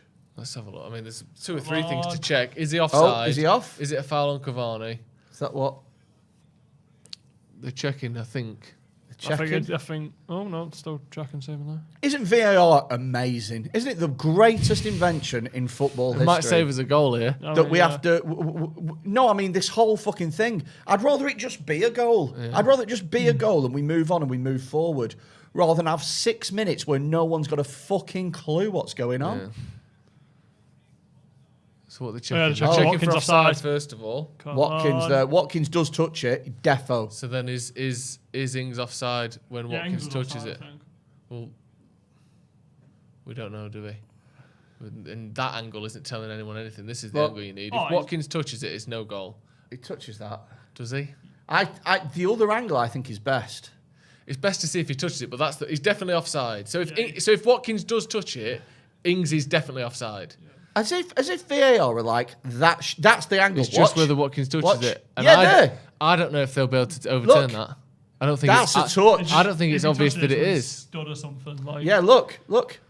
Oh, that is quite hard to tell. Like, definitively. Yeah, you I think see there's it move. movement. I think there is movement. Do you know what though? I know this is going to get me shit.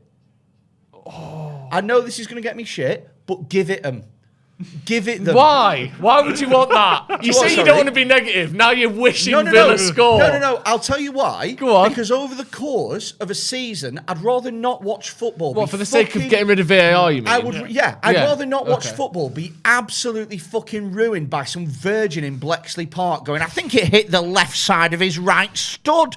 I'd rather just have it as a goal, and then we all move on with our fucking lives. I think he thinks he got a flick on it. And if he did, it's no goal. Yeah, but it's so minuscule. It's supposed to be clear and obvious It error. doesn't. What's clear and obvious? It doesn't change like the flight of the ball or anything. At this point, when we have been watching it for 2.5 minutes, you might as well get the right decision. But you shouldn't be doing it anyway. It's supposed to be for clear and obvious errors. And if we're watching 50 different high-definition camera angles for 3 minutes and we've got a team of people who are all checking it, it isn't clear and obvious. Forget about it. And move on. We're doing that for whether it graces stud or not. Because if we were doing this with United, we'd be saying the exact same thing. But the offside rule isn't clear and obvious, is it? Jesus wept. Is that? It's a goal. Is it a Wait, goal? what It's the offside. fuck's going on? He doesn't even know himself.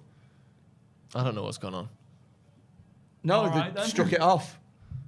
No goal. Do you know what? I genuinely But I think that's the right decision, though. You are sorry. I think that's the right decision. But it's not the right implementation of VAR. VAR's not meant to get but involved. I don't care. I don't want Villa to score. Well, I don't want them to score either. But it's about he gets a touch there. We all think he did, and the ball's gone in. It's about. Come on. There's no way you can definitely say. There's no way you can definitely if say. If he doesn't get that touch, it's not like Ings isn't going to score. It's about more than a game at this point. It's about more than a single match. It's about this fucking shite system. They're not getting rid of it. Ruining football. Yeah, I agree that I would rather not have it. But in this game where we do have it, I would rather it rules Villa's goals out. I'd rather give Villa the goal and let's just play football normally than spend 3 minutes watching the finest of fucking margins.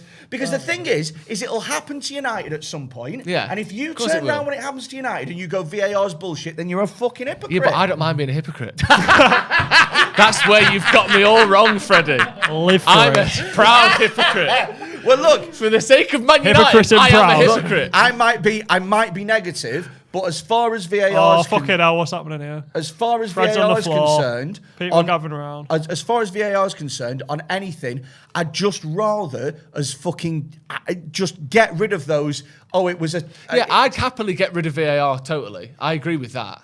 I agree. I prefer the mistakes here and there. Yeah. But in this game, when we're seeing those replays, as much as it might have been fractional, I think we all do think Watkins touched that ball. I think once you go it's offside. I think initially he touched it, but you can't be definitive on that. You can't be. It was close. I think we shouldn't have gone to VAR for it, but once you have, the decision is correct. Once you're there, we might as well rule it out. Once we've done it anyway, it was right to rule it out. I'm just sick of this whole fucking, do you know what? He was a pubic hair offside, and so therefore we're not giving the goal. It ruins football. Yeah. It fucking ruins 3 minutes, and we've still got no idea if it was the right decision or not. We still don't know. It was the right decision for us, though. That's all that matters. What are people saying in the comments? Some people think it was tight. Someone's saying... what are they saying? The rules are not clear and obvious. Yeah, that's the problem. There you go. Yeah. Clear and obvious. Yeah. I'm with Joe, someone says. Well, they can fuck. Banhammer. I'm with Joe, someone says. What's the majority saying? That. Are they? Yeah. Fuck off. People like fucking Russian election. People saying that they want United to not concede a goal, majority. Yeah, look, I mean, I understand that, but at the end of the day, if it was the other way around with United, you'd be kicking off. Oh, yeah. And I'd much rather it just be 1-1 and not have the game systematically ruined by this fucking nonsense. Because it'll happen to United one day. Do you remember when United... Sorry, worth mentioning, because we don't have the sound on very loud here, because obviously if the audio of the game comes through the mics, then there's a copyright issue. Detwork said, Jesus people, it was given for the block on Cavani, not offside, apparently. Was it given for the block on Cavani? Was it? Well, why did I they don't know if spend... that's No. Why did they That can't spend be right. ages zooming in on the offside? And why did it say checking possible offside in the top left-hand don't know. corner? Don't know. Checking possible offside for the block on Cavani. I'm not having that. Oh, that was shit. That's good, isn't it? Whoever that was. Or was it Dallo? Yeah. McTominay moved out I the mean, way yeah, of it 'cause McTominay it was should have going just at tried his to control neck. it. Yeah, but he thought this pass can't possibly be for me. It's 2 times harder than it needs to be, and it's at my I neck. mean, yeah. And also, the block on Cavani, what's the dude meant to do? Get out the way? What is he meant to say? Just let him have a free header. I'm sorry, Edison. I do believe you wanted to run past me, so I'll just step out the way. Sajan said, goal disallowed because Conte blocked Cavani and he was in an offside position when the ball was played. So both. Really? Is that Again, possible? we Like, can't hear genuinely, it. is that We can't hear possible? it, so we don't know Because, what I they're saying. think... Can you rule it out for two I Of separate course think you things? can. I If think someone gets personally- punched and someone gets kicked, they're both would yeah, I be guess. reason to rule something out. I mean, yeah, Joe, very fair quickly, show me what on that then. foul would look like. Well, someone punching and kicking? Yeah. No, they're 2 separate incidents, aren't they? Oh, right, okay. Like this No, one, no, just one person. One single foul. just diving through the air, foot out and arm out, and you know- both make contact at the Do same you know time. what? Look, the reason that I'm passionate about it is because I know that if The it was the other way blocker was round- offside, is what people are saying. If Okay. I know that if it was the other way around, we'd be going fucking nuts. We'd be going Oh yeah, I'll be mental. absolutely losing my shit. We'd be going mental and talking. Do you remember when the Spurs goal was disallowed against Spurs? I think it was Son. McTominay on Son, and we were all Oh, going that- yeah. absolutely mental. It's Yeah. the same thing. It comes and goes. It's Yeah, it does come cyclical. and go. It does. But in this instance, Oh, they shit! just What a ball that class is! us Ings open. is on. What a Fuck. that's That'll offside. be offside as well. That's offside, I think. Yeah, you can tell. Other one. That felt offside at the time, didn't it? Watkins had gone past him, Does Watkins wear eyeliner? probably. Look at him. Look. He's got fucking wings. Look at him. Holy shit. He's sponsored by Maybelline. Jesus So who's Christ. offside? Is it Ings? Yeah, Ings. Yeah, Yeah, he is. there you go. Yeah, but also as Still, well, I though, think the way they Watkins carved that was... But I think if Calves it comes off off De I know. Gea, is that still? Can Yeah. he be offside? I don't know. Do you know what, though, as Doesn't well? matter, What's Ings Lindelof offside, doing isn't there? What's Yeah, he Lindelof... didn't go try and What's clear the ball out, what's he was just Lindelof running. doing to get beaten to that? Yeah, as we were all saying that Lindelof's probably been our best centre half this So season. Lindelof. Oh yeah, he's- he like clattered He's himself. dropped an absolute disaster Yeah. class, hasn't he? And then he's Well, he played him absolutely offside, clattered so you himself can't off have a the- go too much at him. He did play Danny Ings offside. No, but watch this So that's here. Yeah, but Watch like this. this. Get rid. You still gotta get play rid, it, get though. rid. Oh, fuck. And then as soon as, and then Ooh, that's and then when he he decides twats his to knee on maybe the try and post. clear it after he's already. Well, we don't. I think we're being harsh criticising a player Did De Gea save who kept that? Ings I think he off got onside, played him offside, and De Gea did save it. Yeah, he smacked his knee on the post pretty that bad was there. painful. I'll say this: Rangnick needs to change something. Oh, As- as as- on, but that's probably Almost as though it was scripted. Well, Tell it looks us like it's he's coming putting his on. top back on there. moving short of left I don't know back, what he's changing doing. formation. Maybe that was just a preparation for if Lindelof needed to come off. Centre back, I mean. Oh come on. Yeah, second half it's been all Villa, hasn't it? Yeah, Yeah, it's just more the same, really. Yeah, yeah. yeah, not done much at all. I think I can't tell if he's coming back on. Teller's stripped off, but then it looked like he was grabbing I mean, his, Shaw his hasn't jacket exactly again. Who have we much. got on the bench that would be a centre back?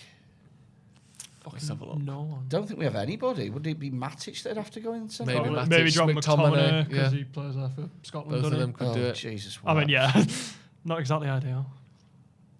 Go on then, pass it. Do you know what? I'd actually take McTominay as the centre back and fucking. Oh, no, my- you wouldn't. maybe I No, you then. wouldn't. Maybe I wouldn't. It's like he fucking Fucking hurt. hell. There you go, Scott. Well in McTom. Scott, the man. There you go, mate. He actually did that on purpose so he could make that amazing. Yeah, tackle just to get the then. heart. And we've lost the ball. Fucking hell. It's just, it's draining. See that? We had It's the ball draining. for 4 seconds then. It was Bloody hell, that magical. might be a record for this game. Again, the ball retention really isn't Game good. high. No. Let's have a look at the I mean- potential options. I here. can't so remember Tellers which. was the one that was is that warming Chris up. Armas on Yeah, the sideline yeah. looking a bit, But the options looking rather annoyed.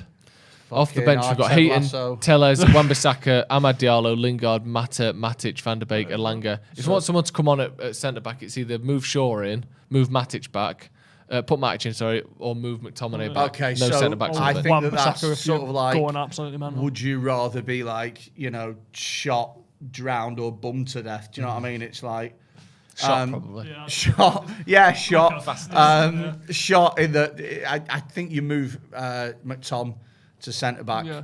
I mean, that was fitting. I mean, Luke Shaw's had a fucking all appalling game awful at left options, back. but one you'd still take over the rest.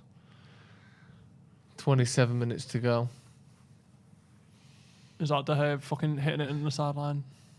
A lot of mistakes.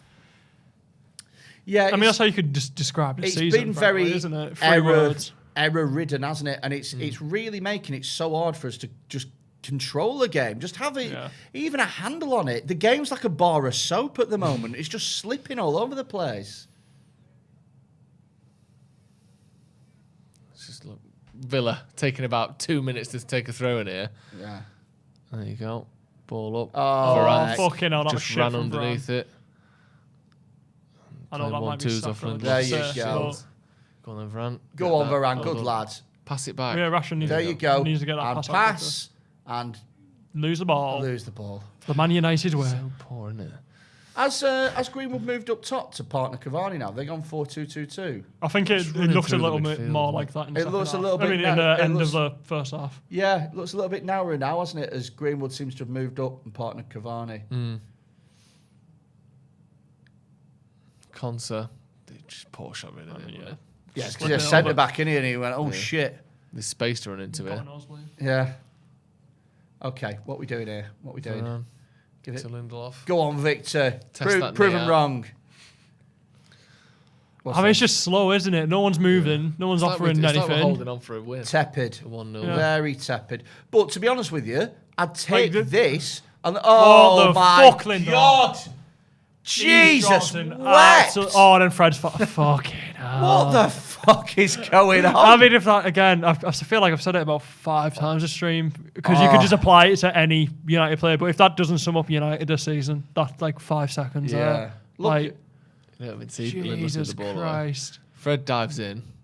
And He doesn't even dive, and he just falls. So it's yeah. like Luckily, leans luckily back. Louise wants to be fouled there, because if he wanted to, he could have just ran past it. Yeah. But he gets fouled and he goes down. But they could have had an attack there. I mean, He's lucky because Fred's. hey, nowhere you said near Fred him, was really. going to get booked, didn't you? Yeah. Did I say Fred and then Shaw, didn't I? Yeah, Yeah, you McTominay. said Fred and Shaw. Yeah. But I mean, some of I, those. I wouldn't have predicted McTominay scoring the first goal. So To be fair, it's Victor Lindelof, an absolute comedy of errors. Do you know what I mean? Oh, win Jesus that one. wept. Right now, find Come a on. pass. Right, come on, let's... touch to it. I mean, that's a great tackle, to be fair, isn't it? Go Well, on, like Cavani, Cavani. good lad. I fucking love Cavani. He is Brilliant, right, what we like- doing? What we doing? Oh, Oh, Rashford. it's the wrong decision again. Exactly. I mean, you can just say it for every single player, pretty much, can't you? It's the just wrong decisions. choice. Ugh. Again, we're like sitting back. Oh, fucking what? shit He's got tackle. up. It's like, you know- he spared him a bit there. Yeah, 'cause he got You straight could back see a up, little didn't he? thank you there, couldn't you? Yeah, Rashford's You know those frustrated. video games that are like built off like multiple choice sort of things. Yeah, It's we're like picking the wrong one Yeah, every we just time. pick. It's like when you go through a run of just You have do died. the most fucked choice You every have time died. just for the crack. Like Yeah. that's just what we're doing. Yeah, trying to get your character to get killed as quickly Yeah. as possible. Like We're not sitting back, but we're like letting them speed have the run ball of now. death. No idea what you're talking about. Not even close to a Spent my press here. childhood boning bitches, so I've got no idea what you're talking about. As a child. As a child, You what? yeah. As a child. Oh yeah, childhood. You're still a child at 18, aren't you?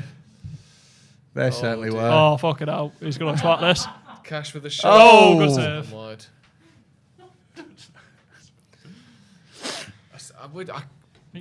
I think the second half has been worse than the first You are half. sorry? I think he was getting in contact with the police about a few people. Nah.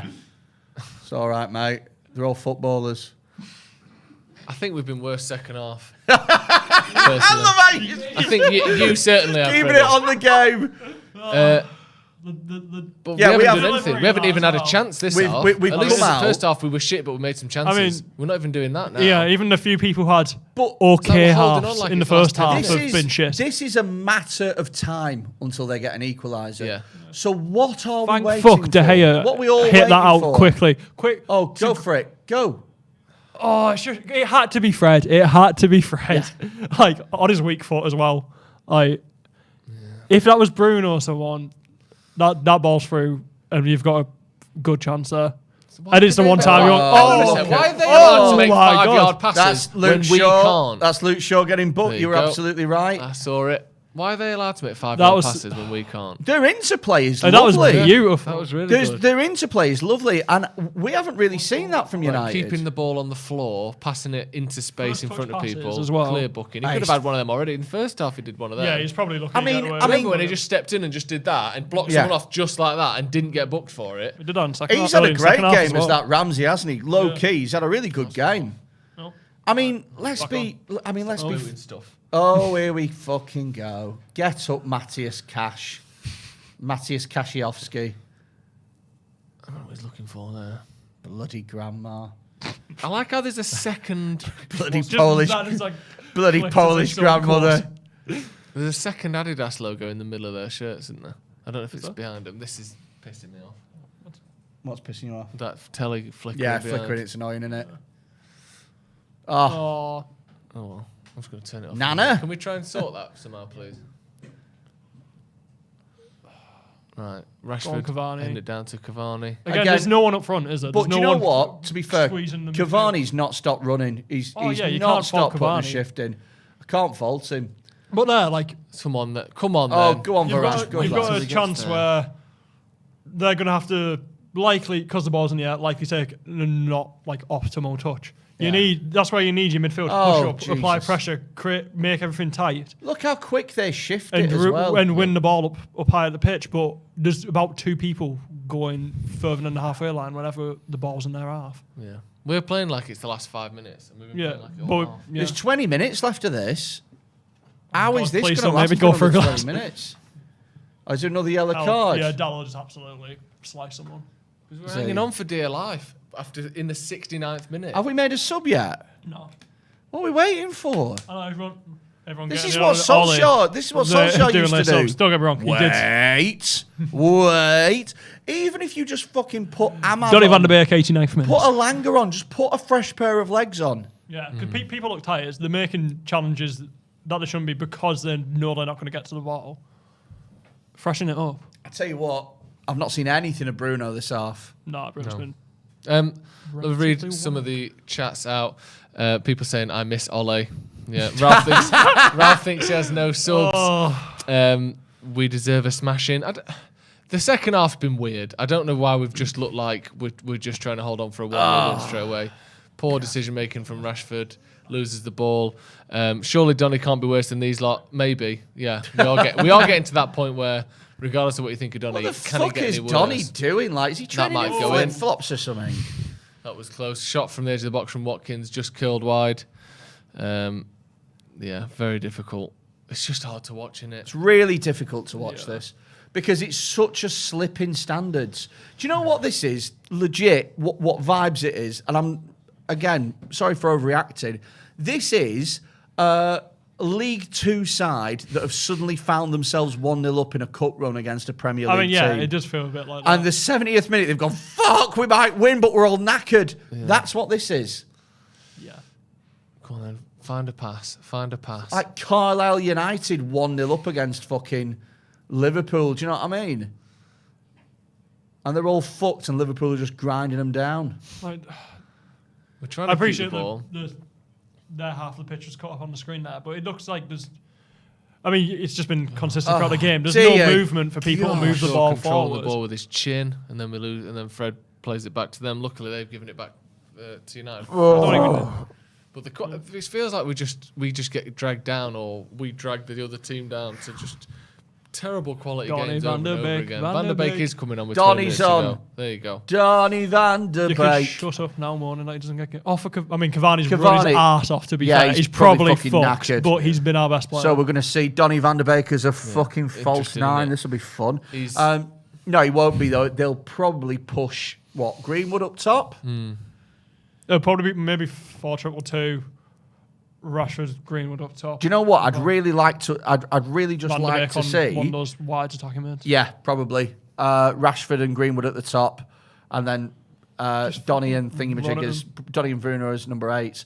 But if you look at the position that he's occupied, he's pretty much the centre of the pitch now. Yeah. Yeah, Unless they switch to a 3 in midfield. Super chat from Ryan Turner says, I think we're all starting to realise game after game how much of a mess we're in. This is a massive job to fix and it's horrible to watch. I'm just sick of doing this every 3 years though. Yeah, we need a rebuild. What? The Francis Brady said we sacked a club legend for this shite. Well, I say we sacked a club legend for this shite. Solskjaer should have left before. Yeah. It was shite. Solskjaer should have got sacked at half time against fucking Liverpool. It was that bad. This is no better. But at what point do we turn around and say that this isn't a manager problem? This isn't. It's clearly a player issue. It's not as well. It's not like a quality of player problem. It's there's something else that's wrong. Yeah. There's something at the club that just these players, these standards of players should not play this bad. No. This is far worse than this team was last season, and and last season's team was worse than this team. Yeah. So that's the thing I don't understand. How we can be consistent. What? So poor. Now we're actually through. Yeah. We're actually through. It's it. Middle of stop! Why did you stop? Why did you fucking stop, Marcus? What's he doing? He doesn't like. Jesus Christ! Fuck off! I can't do this anymore. Like, this is what makes me think he doesn't like. I don't want to believe it, but he clearly doesn't care. Like, why are you not going for that? Can I have my heart back, please? No. You've thrown it now, that's it. Mate. I don't understand what happened there. How is he not closing that down there? How is he not pressing that after the What was he needs to be dropped. Like, but you get told that.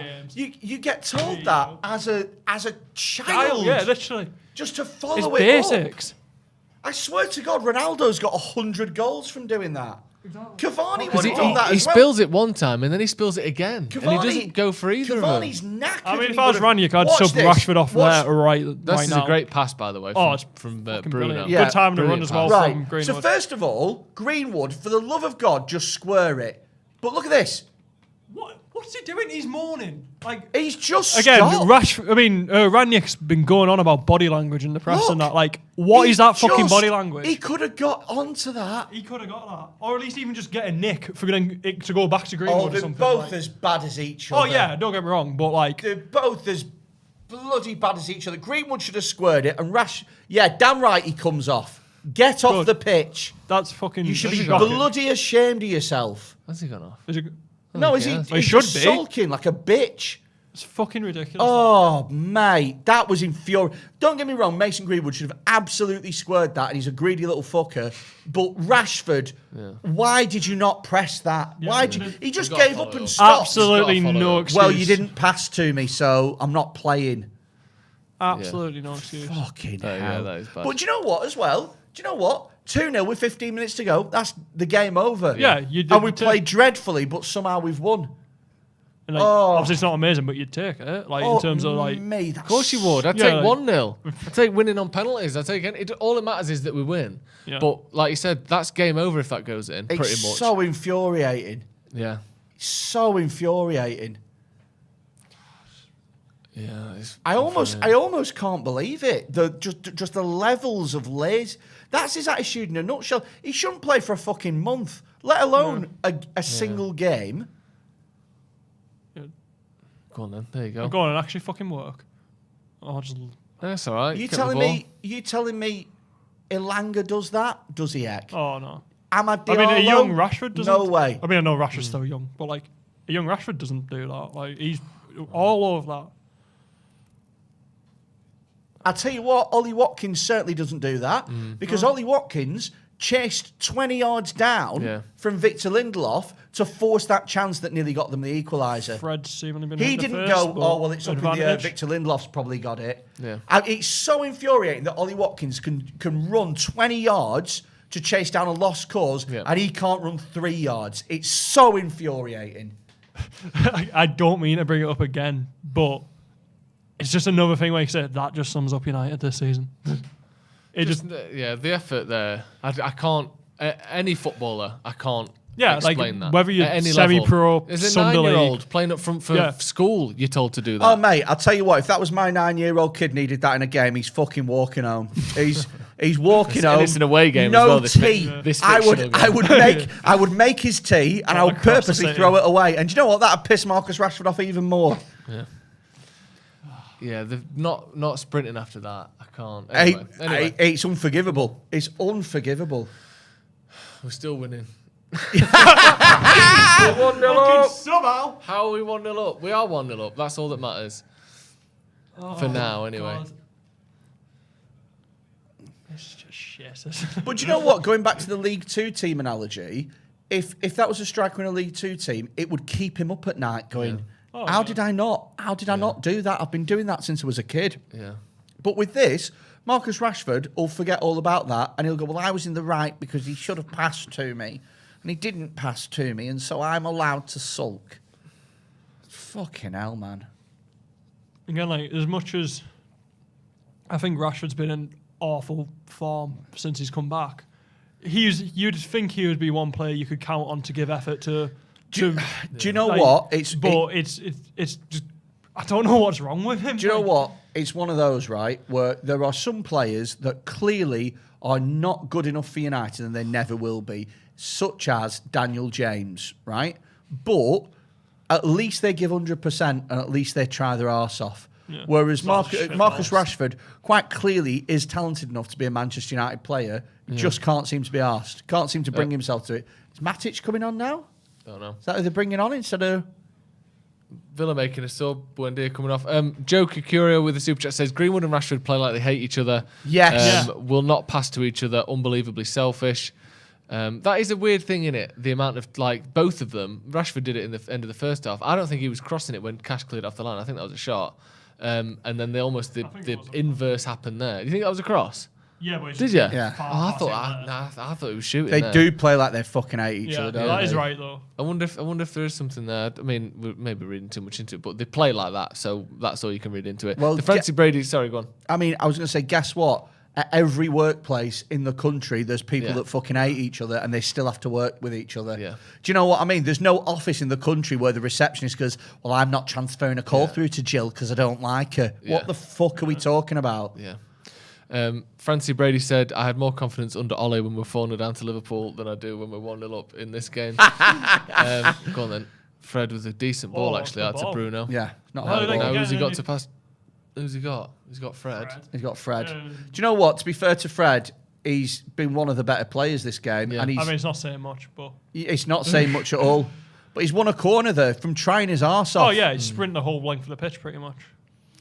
How's Rashford still on the fucking pitch? Get him off. I don't understand how Ranić didn't see that lack of effort and just wasn't immediately warming someone up. On that, it's a duck with a super chat. Rashford was shit there, but Greenwood was worse. Should have squared it, and it's 2-0 game over. Don't let the negativity they're both as bad as each around other. Rashford cloud it. So he should have squared it, but at the end of the day, two wrongs don't make a right. Yeah.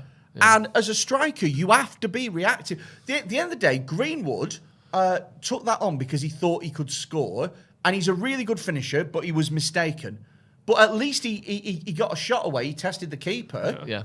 Whereas Rashford's was just laziness. I can deal with someone making the wrong decision, but I can't deal with just general laziness. Yeah, I mean, like, in a sense, you appreciate Greenwood's confidence there to back himself. Look at he made the wrong decision totally, but he didn't sulk like a little bitch. Yeah, and that's what Rashford did. Oh, come on, is there no man on shout or anything there? Dallo? You just really? Are we taking the piss? Trying his best to give Danny Ings a goal there. We're trying to get an assist for himself. What the fuck was that? Why don't we? We're just so slow. We're so slow. And we stop. There was no reason for Dallo not to just fire that into Bruno there and just keep tempo up. Who's that? Who was? That's nearly gone out for a throw-in. Oh my lord! We're just so slow with it. We take far too many touches. Imagine fucking Raphael Varane being like, I used to play with Modric and Kroos, who literally never misplaced a pass a game, and now I've got McTom and Fred in front of me. Go on and win that. Yeah, I did just fart. Well done, disgusting. Mate. Despicable. Martinez looking weird. Doesn't he look like a serial killer? He looks like a vampire, his doesn't he? Are really like Norman Bates. Yeah. His face looks weird as well. And he's like really low shoulders. Yeah, looks like a vampire. Yeah, he does a bit. Ball up to the back post. That's a good touch, actually. See, they've got an extra man there, haven't they? That's what an attacking fullback's meant for. Yeah. Actually keeping width, and you can put crosses in. What's Marcus doing? Come on, Marcus. Mark the man. Mark the man. Are you going to put a tackle in, Marcus? Are you going to jog off? Are you just going to jog off? You're just going to jog off. Not even asked. It's been so bad. He looks injured to me. Do you think? I don't think so. I'm not saying he is, but that's how he's playing. There's a good tackle. It just looks Come on. like... Go on, Donny lad. But now look. Go on, who's he got Mason. here? Take them all on, he's Mason. jogging, he's not trying to get... Take them all on. What are you going to do, Mason? What are you going to do? Pass the ball when there's nobody else. I mean, The attack's completely broken down and everyone's gone. Greenwood's flapping his arms about. They just all look pissed off, don't they? Yeah. They look like they're fuming. And it's weird as well because like there's just going through 7 their minutes motions. left. Yeah. Just fucking get your head down and get over the line. And then moan about each other, square up to each other in the fucking dressing room afterwards. But get this game out of the way. That's good. That's good. Oh, it's too... You're not Oh, crossing- there's no The movement. thing is, you're not crossing it to Donny, are you? That's fucking shit. Just stood there behind a man as well. Shorts has got a twat out, hasn't he? There you go. Ball in. That's better. At least a bit of penetration. Both just... Yeah, sex. Sex equals funny. It's a bit of penetration. You know, like a penis. Oh, yeah. I get it. Like a penis would do. Yeah, in a vagina or a bum. Yeah. Or as I saw once, You're at probably school, hearing about this for the first time, a aren't you? hole in the ground. When a man and a woman, or another man, love each other very much, they Yeah. get their penises Don't and do what that yet, like you're really excited. That was the bigger penis, the smaller penis pushes itself into the eye of the bigger penis. Yeah. Yeah. And that's how Is that pleasurable for him? that's how gay men have sex. Right. You know. Yeah.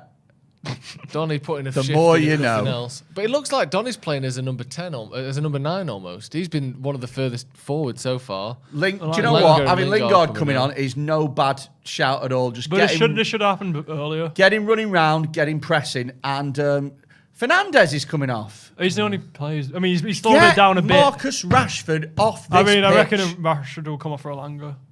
But he's still been a bit slow on the ball, and I don't think Bruno's been that bad. yeah, to but be he's honest. been one of our better players. Yeah, Like, I think he's been all right.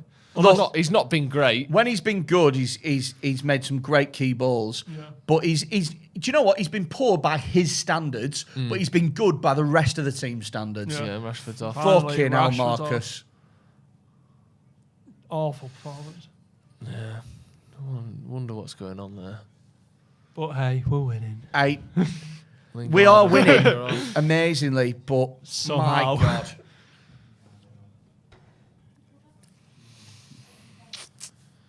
Come on. Lingard and Elanga on, Rashford and Bruno off, in case anyone missed that. 5 minutes to go. Oh, who's come on for Villa? I'll have to look it up. I don't know the players. I think you can look it up and still not be able to say it. Oh, okay, fair enough. A substitute for Villa as well.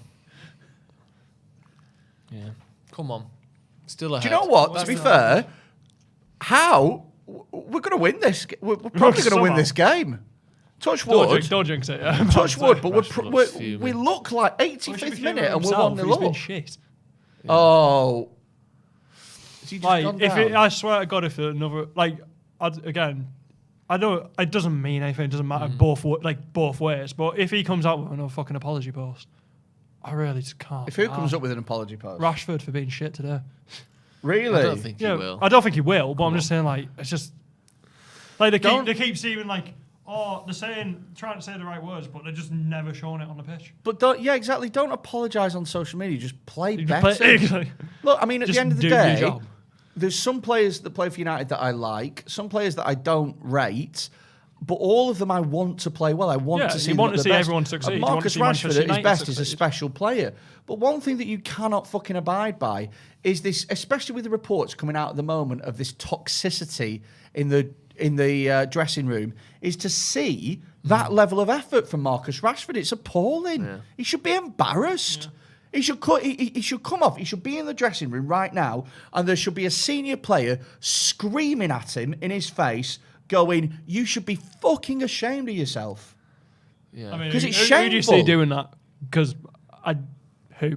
And Greenwood, well, this is it. Yeah. You don't really have those maybe players, Cavani. Do you know what, as well, though, is Greenwood needs a good talking to because he's a greedy bastard.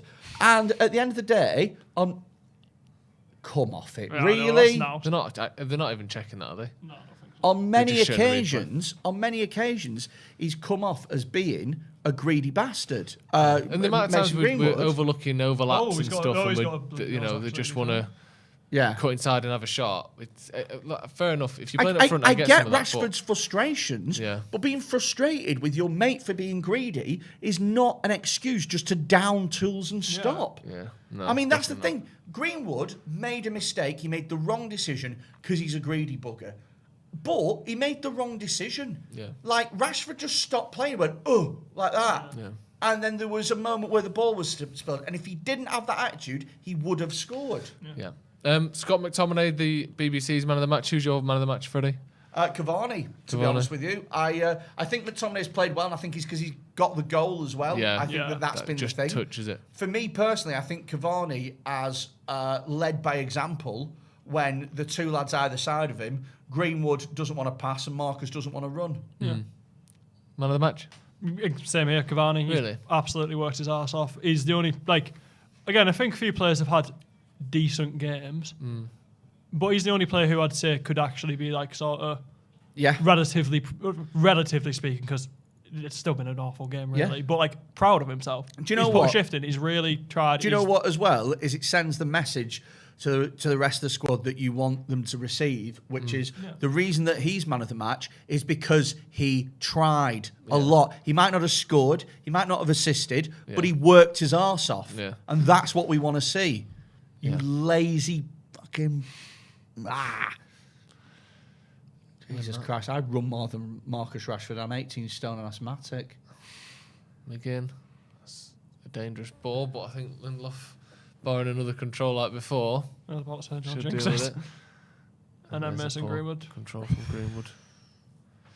Yeah, it's poor. This second half has been so diabolical. Tell you what, though, we're probably going to win by the looks of things. I mean, it's very typical. It's the mark of champions, mate. It's the mark of champions to win when we're, playing badly.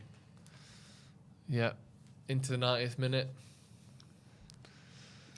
Okay, now. I think, to be honest with you, though, and funnily enough, they've actually made less chances this half, Villa. Yeah, it doesn't feel like weirdly. Here's a question for you. 6 minutes, Jesus. Don't make me sit through Here's a question for you, both of you. All right. What would you rather have? Right, United to put in a performance like this that's been really poor and below standard, but to win the game, or for United to put in a superb performance and we all turn around and go, best we've seen them all season. They really look like they've turned the curve, but they lost to a freak goal. I don't think we could put in a performance that was that good and still lose. I don't think Villa are good enough for that to happen. Yeah. But let's say for whatever reason, in the cup, this. In the cup, this. But maybe in the league, yeah. There's more of a question. Generally speaking, I always want Man United to win. But obviously, if you're looking forward as what's to come over the next 6 weeks, a turn in performance is almost more important at this point. But for this game, it has to just be the win. Anthony Elanga has legitimately done more in 2 minutes than Marcus Rashford did in 88, in that he got the ball and he took someone on and he put a cross into the middle. Yeah. There's no dicking about. There was no, I'm not passing to Mason because we're not friends on fucking Snapchat. It was, let's just push it into the middle and see what happens. But then, as always, with United, barely anyone in the box for him to cross to and make good of crosses. I take your point, though, Joe, is that in the Cup, literally all that matters is the result. Because Middlesbrough in the next round waiting for the winner of this? Totally. Even good tackle, Donny. There you go. Come on, then. Come on. Elanga fucking sprinting. Rashford didn't sprint. It felt like on the break, Rashford didn't fully sprint once. Van der Beek's in a good position. In the cup, the result is literally all that matters. Yeah. So, I mean, Let's hope the performances get better by the time. Jesse Yeah, Lingard, Jesse stop Lingard. it, Jesse mate. Lingardinho. Go on, pass the ball. Oh, he's not going to pass No, he's it. It's never shot Mason any. Greenwood. I And mean, straight at the keeper. How many shots has he had this Gotta be game? 10. Nah, probably 5. He's had a 5 or fair 6. few, hasn't he? And that one was on target at least, but it's never threatening the goalie, was That'd it? be a great bet to be having on, isn't it? Mason Mason Greenwood to have shots. 27 shots on target. But yeah, I take your point. Yeah. We can only be so negative about this. The performance has been dreadful, Yeah. but we got the result Well, somehow. not yet. I mean, yeah. Still 3 minutes to go. Yeah. Okay. Touch wood. What the fuck's Dallo done now? He's lucky there. Yeah. Good. He's already booked now, isn't he? No, I mean, I don't think that's a foul. He ran into him. He's looking for that. 2.5 minutes to go. Oh, no, 3.5 minutes to go. Come on. 6 minutes is a lot, isn't it? Yeah, 6 minutes is insane. Do you know what? It makes it even more the sweeter that we played so badly and we've still won. Like, if we win. Stop saying we've won, Freddie. If we win. There's still so much time to go. If we win. If we come away with the victory, touch all the woods. Go on then. Win that.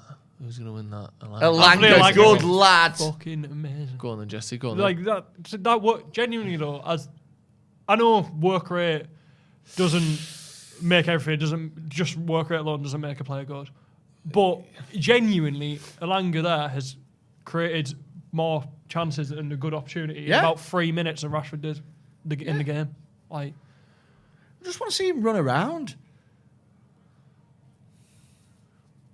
Goal kick to United.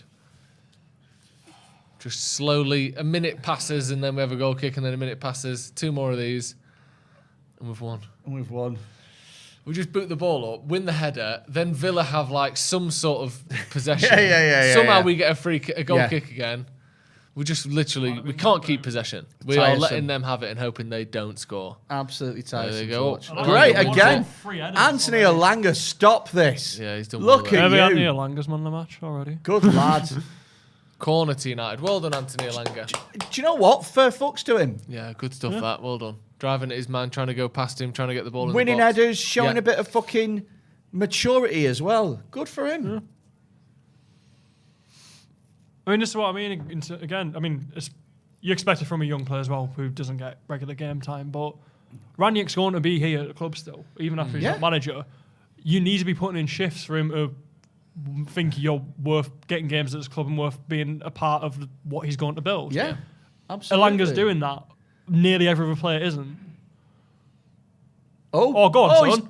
He's doing it again. He's fucking chasing things down. Good on him. It's so sad that we've got to the point of player runs. Wow.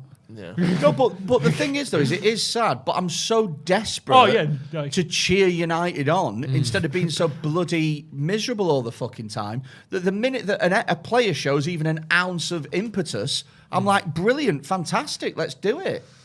We've got 40 seconds to go. Go on, lads. There you go. Go on, Jesse.